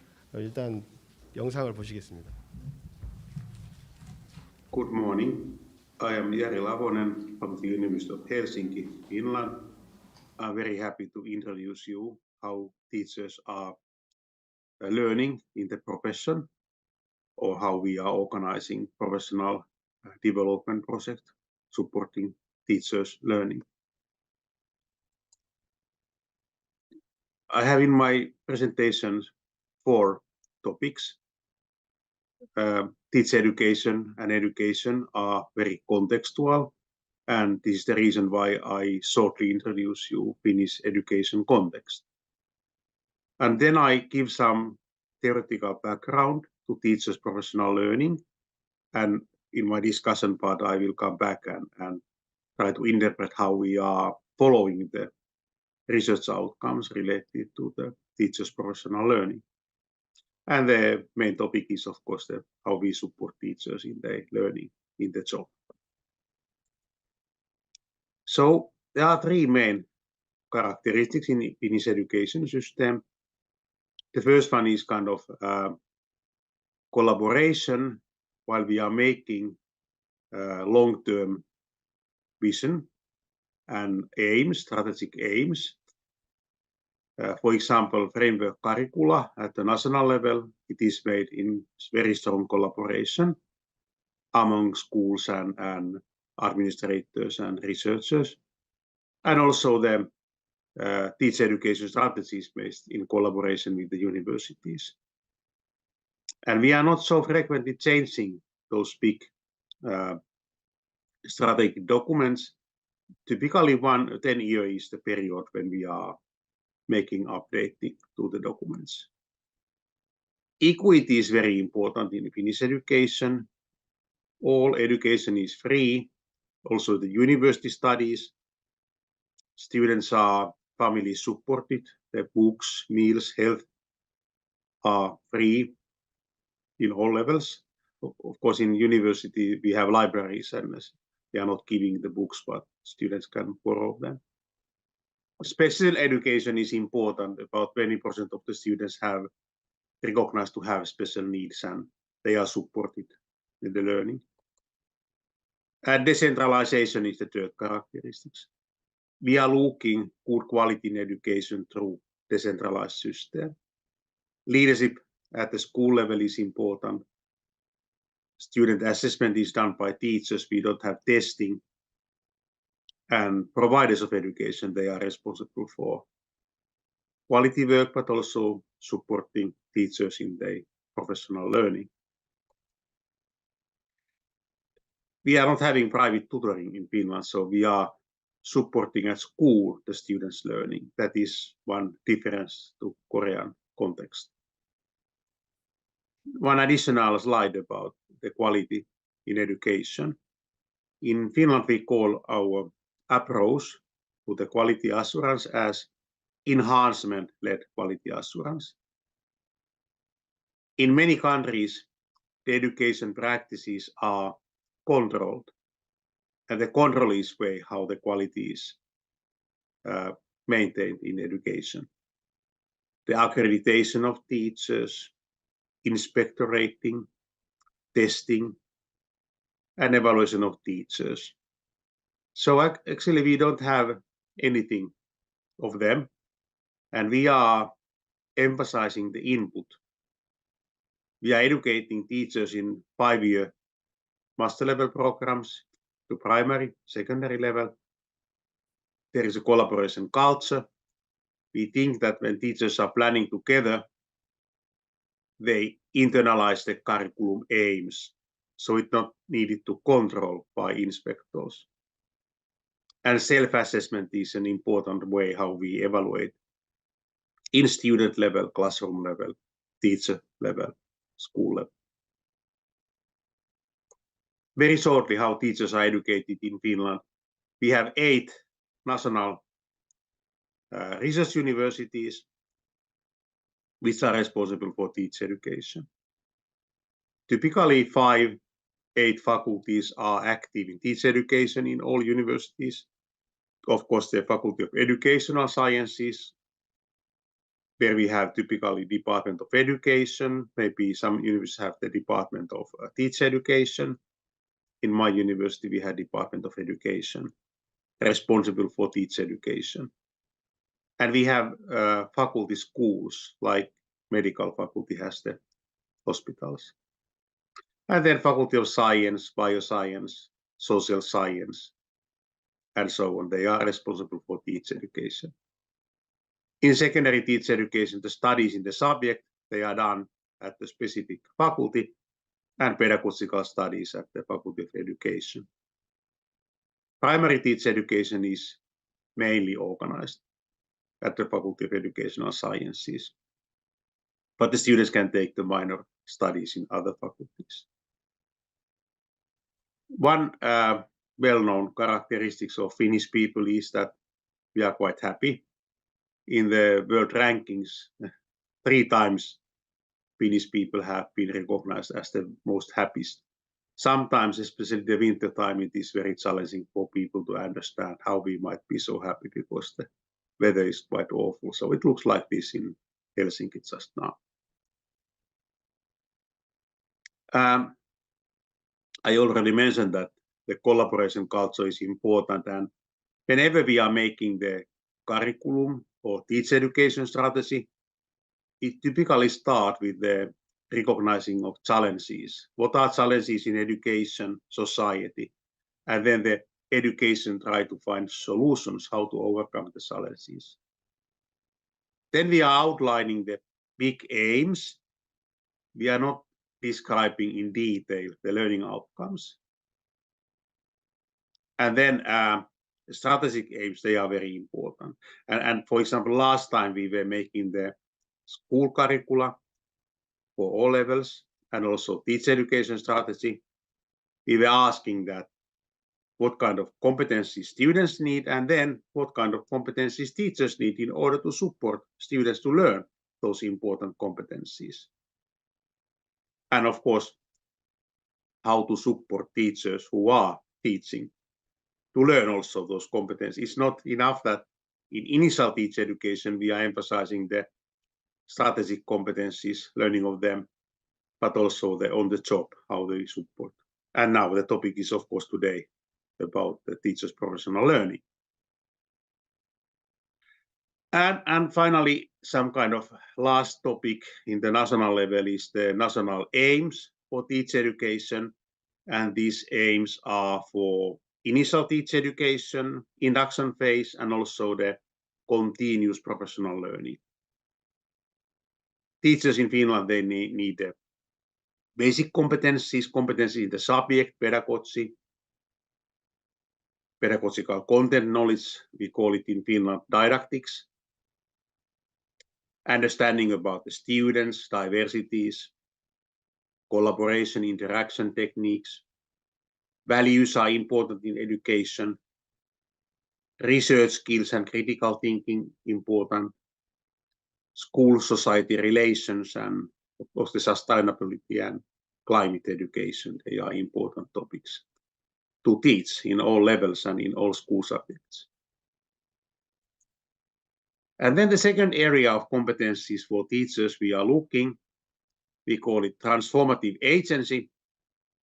And this means that teachers should be willing and competent for continuously recognize the challenges and in collaboration looking how to solve, how to overcome the challenges, how to design new environments, how to organize learning in inclusive classroom where we have students with different kind of abilities, how to design innovations, pedagogical innovations, and how to adopt them.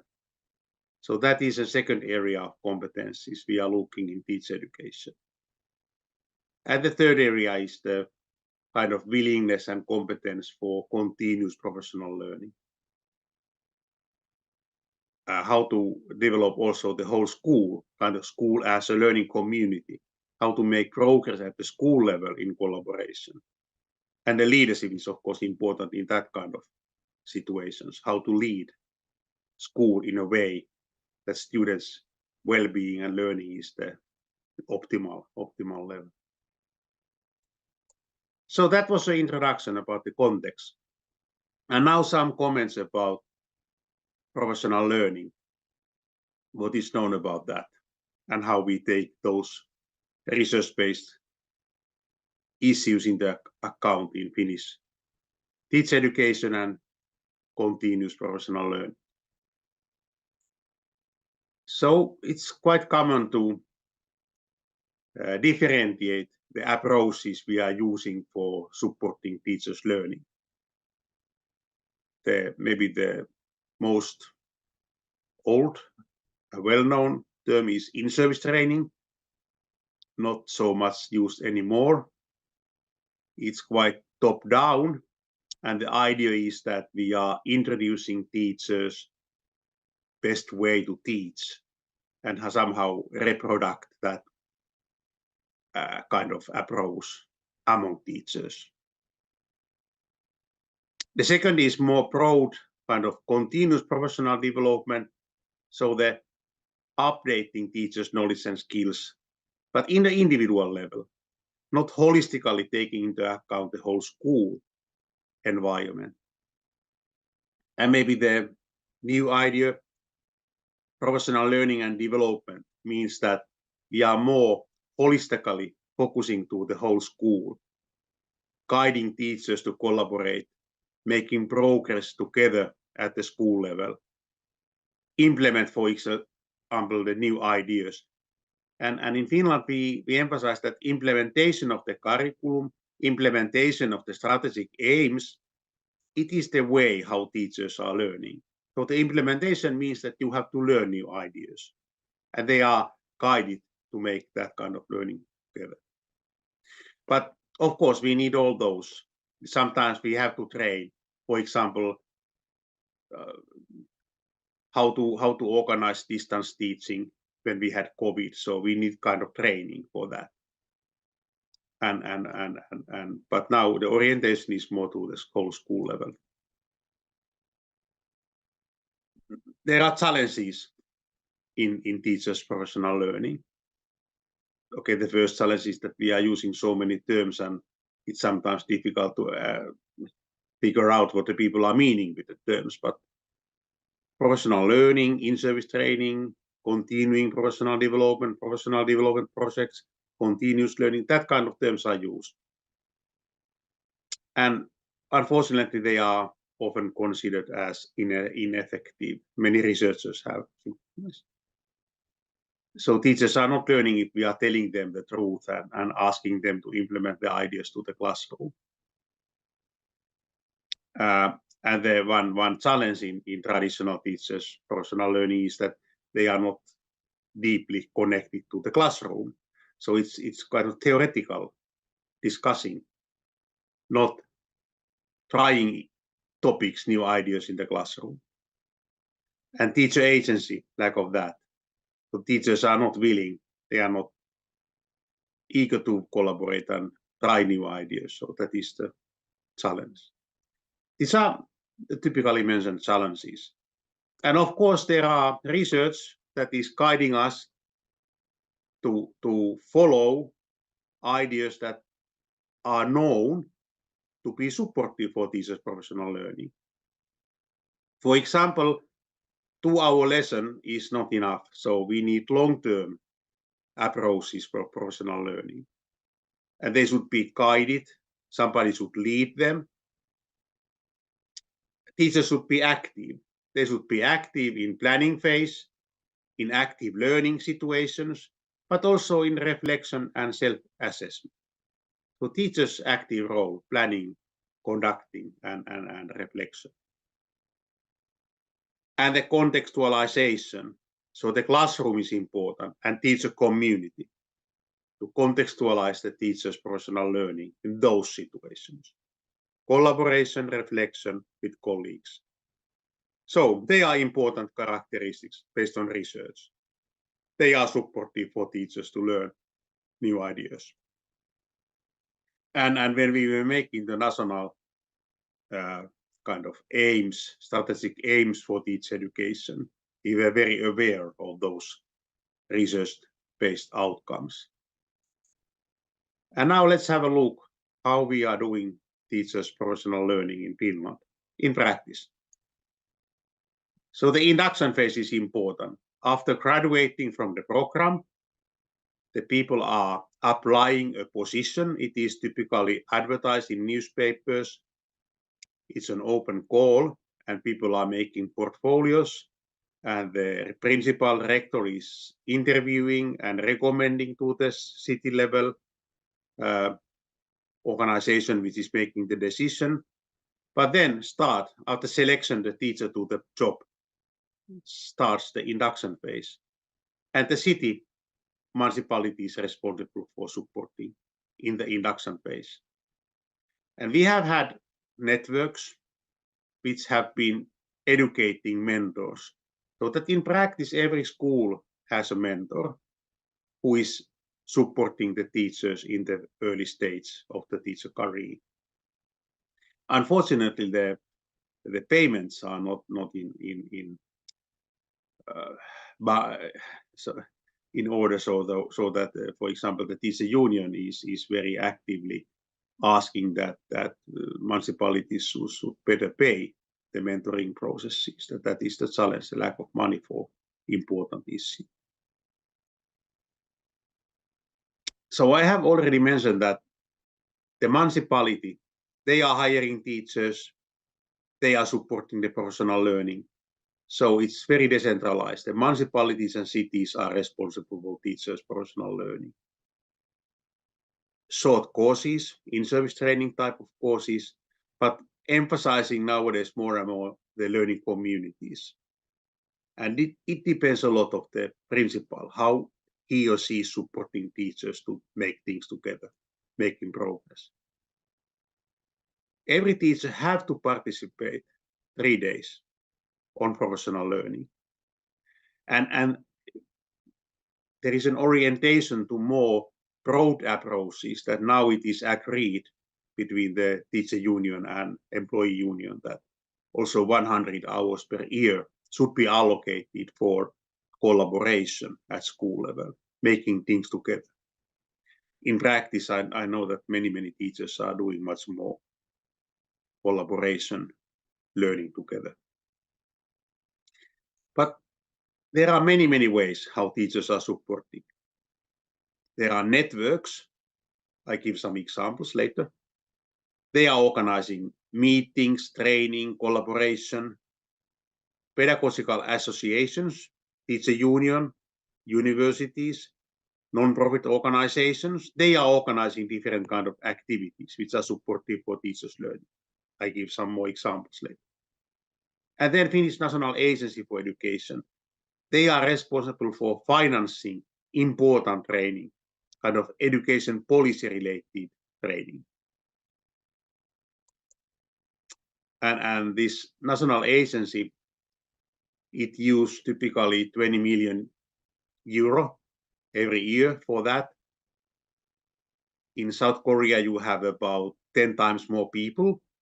In your context, it means that it's about 300,000 million bonds is used for that kind of policy-driven issues training. And year 2020, 500 applications for organizing different kind of policy-driven training, 200 per finance, and typically 10,000, €500,000 were given for one project. And the topics, they are now the kind of politically education policy important issue: the leadership, pedagogy, assessment, well-being, digital tools, digitalization, sustainability. And typically 30,000 in Korean scale, 300,000, and there are webinars, 100,000 in Korean scale are participating to the webinars. But this is only one area, the kind of important from the policy point of view, training for teachers.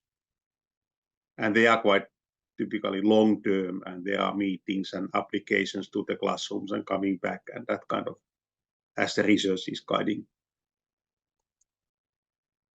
I can easily see that there are 3 types of professional learning in Finland: kind of formal education.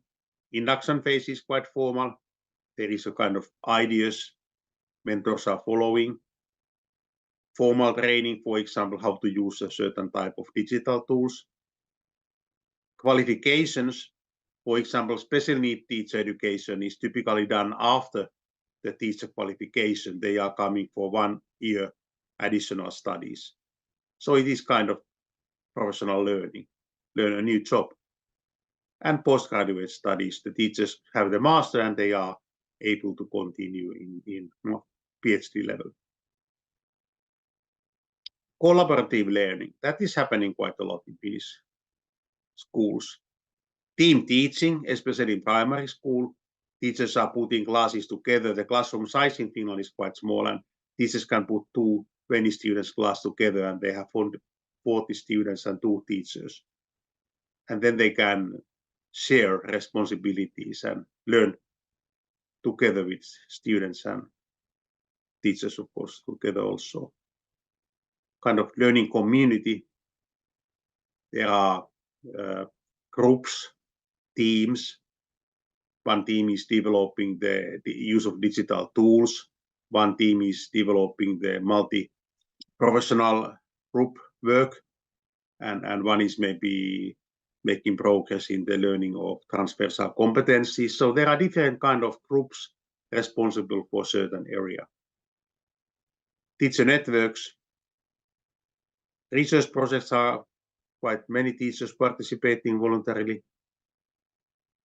I'm happy we have many schools we are collaborating and collecting data and doing things together with teachers.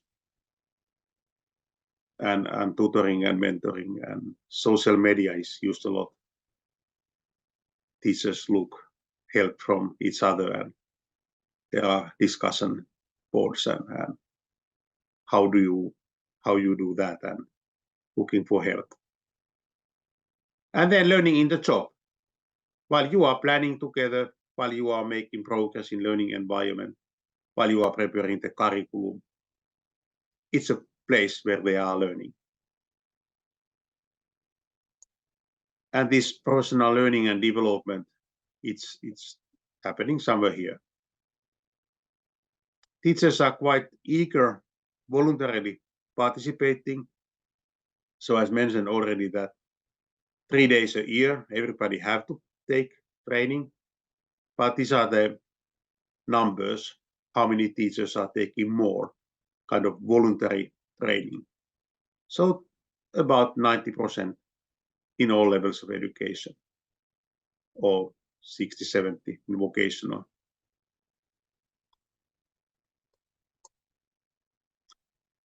So I mentioned that this versatile type of approaches, for example, the projects and activities, there are different kind of school level, district level, national level projects all the time going on.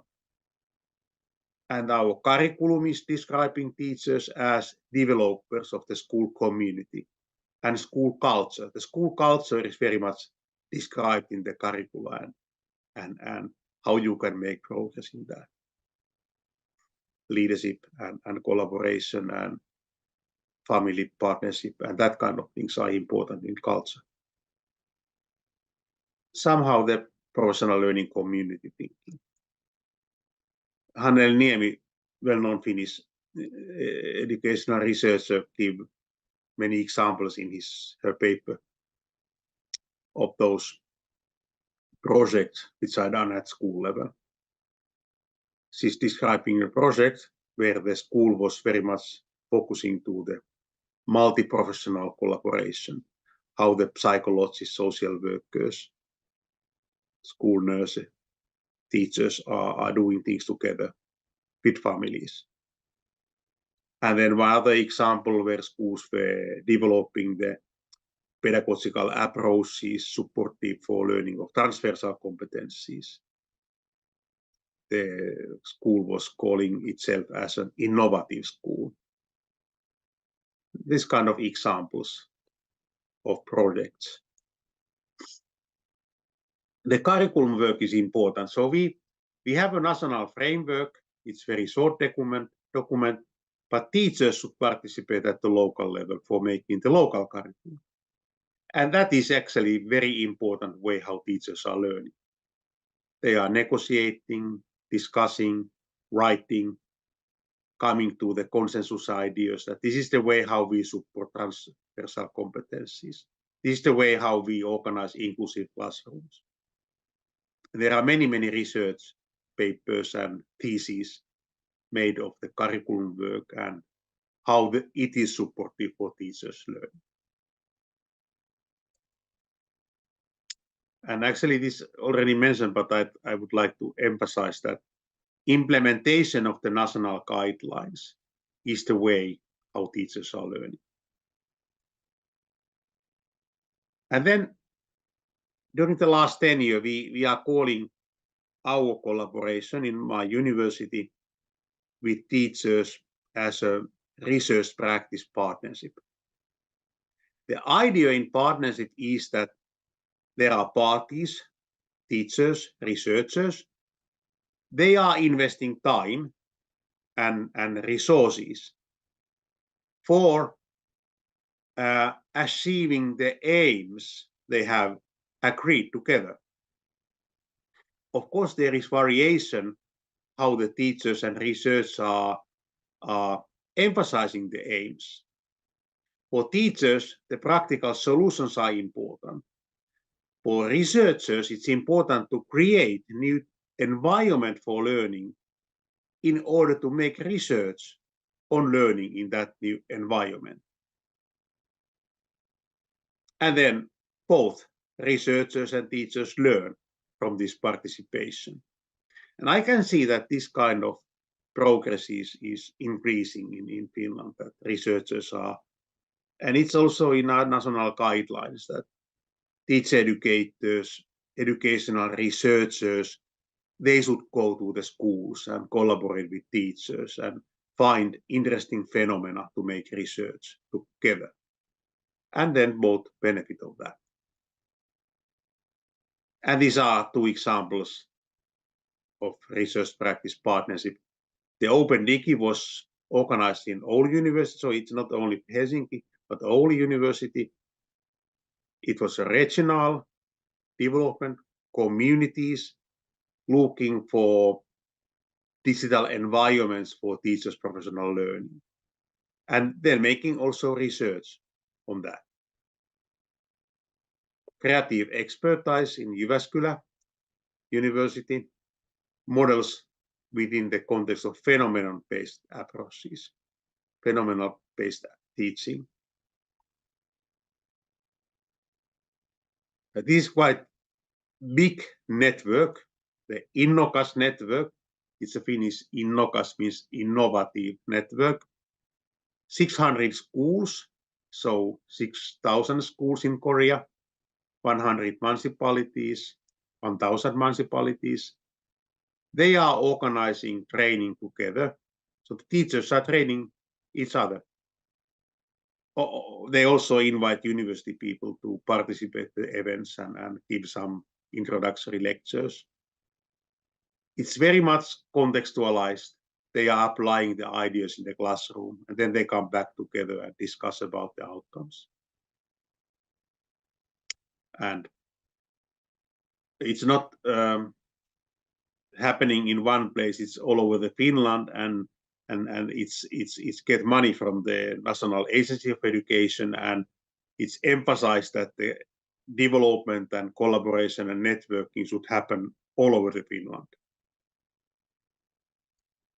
Luma network is a different network. It is organized by the universities. So all Finnish universities active in teacher education are part of that. And this is focusing very much on the STEM education, science, technology, engineering, math education. Transversal competencies are also important. And school working life partnership relation. They are organizing training, they are organizing meetings, they are having summer camps for children, and teachers are able to join those meetings. But it is somehow more top-down, but this Innokas was more bottom-up. So both kind of networks are. One of the kind of success story was the tutor-teacher model. 2 years before the COVID time, the Ministry of Education and Culture financed the education of tutor teachers, so that the aim was that in every school we have a tutor teacher who is supporting other teachers in their own classrooms. Go to the classrooms and support how to use digital tools in a way that students learn also transversal competencies, 21st century competencies. And when the COVID starts, all schools have that kind of specialized teachers who were able to support also in distance teaching and learning.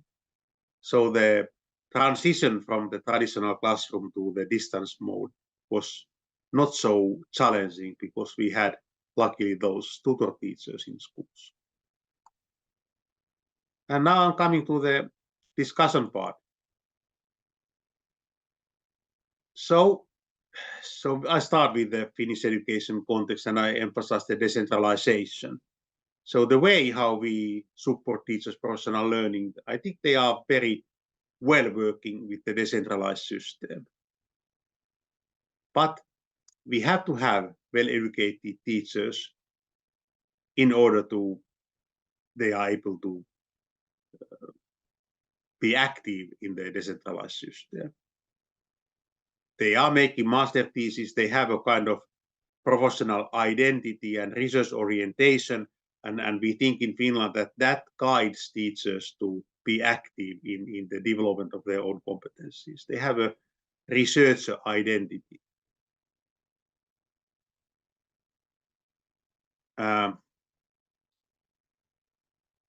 It's somehow, based on my example, I hope it is possible to recognize the research on professional learning, how they are met in different kind of approaches.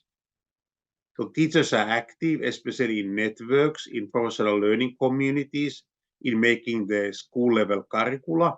They are planning, they are implementing, they are evaluating, self-assessment is important.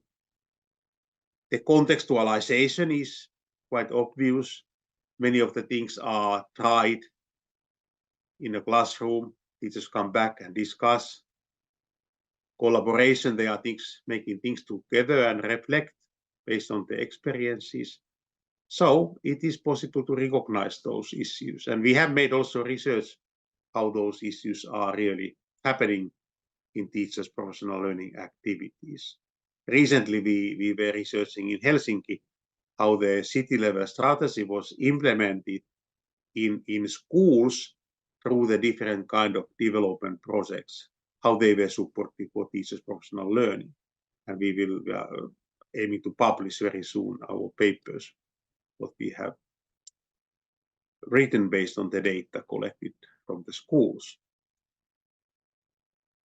Of course, in every system we have challenges, and important to recognize the challenges and be aware of the challenges.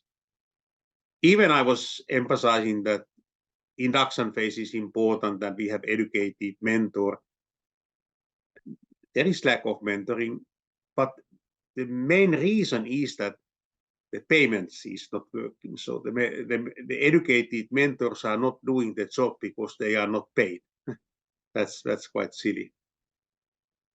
In a very decentralized system, it's quite fragmented. So there are many nice things happening all over the Finland, but it is fragmented. It's somehow good. Teachers are able to expertise, focusing to the interesting issues, but it's not coordinated. And in general level, the policy aims are not easily implemented to the school practices in decentralized system. And then there is also variation between providers of education, how they support teachers, how much resources are used, and so on. And maybe I mentioned the research we have done in Helsinki, and one of the challenges we recognized was the leadership. So principals and leaders at school, they are using too much time for management, not for guiding and scaffolding and supporting teachers, encouraging teachers for making progress. New directions in Finland. The government decided 2 years ago that we have to call teachers' professional learning kind of continuous education. And universities should be more active. It should be more easy come from school back to university, make updating, participate research. So this type of activities that teachers are coming back to university and doing something, learning, researching, collaborating, is called continuous education.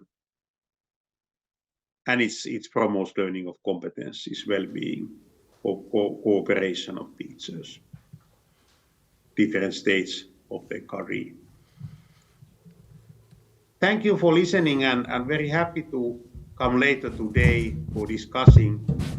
So my flight was rescheduled, and I was not able to be in time to give this talk, and that's why it's in video. But I will be in the afternoon then. See you then.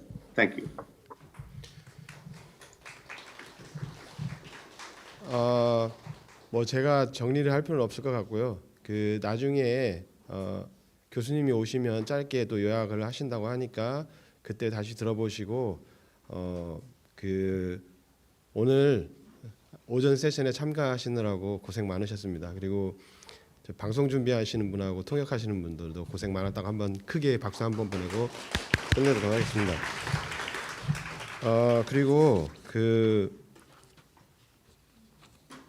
행사에 참여해 주신 분들은 학교 식당에서 점심을 제공하니까 식권 여 뒤에 있거든요. 식권 못 받으신 분들은 저 데스크에 가서 확인하시고 식권 받아가시고, 그 다음에 오후에도 학술 대회가 있습니다. 그래서 2시부터 시작할 예정이니까 그때도 꼭 참석해 주시기 바랍니다. 여기서 마치도록 하겠습니다. 고생 많으셨습니다.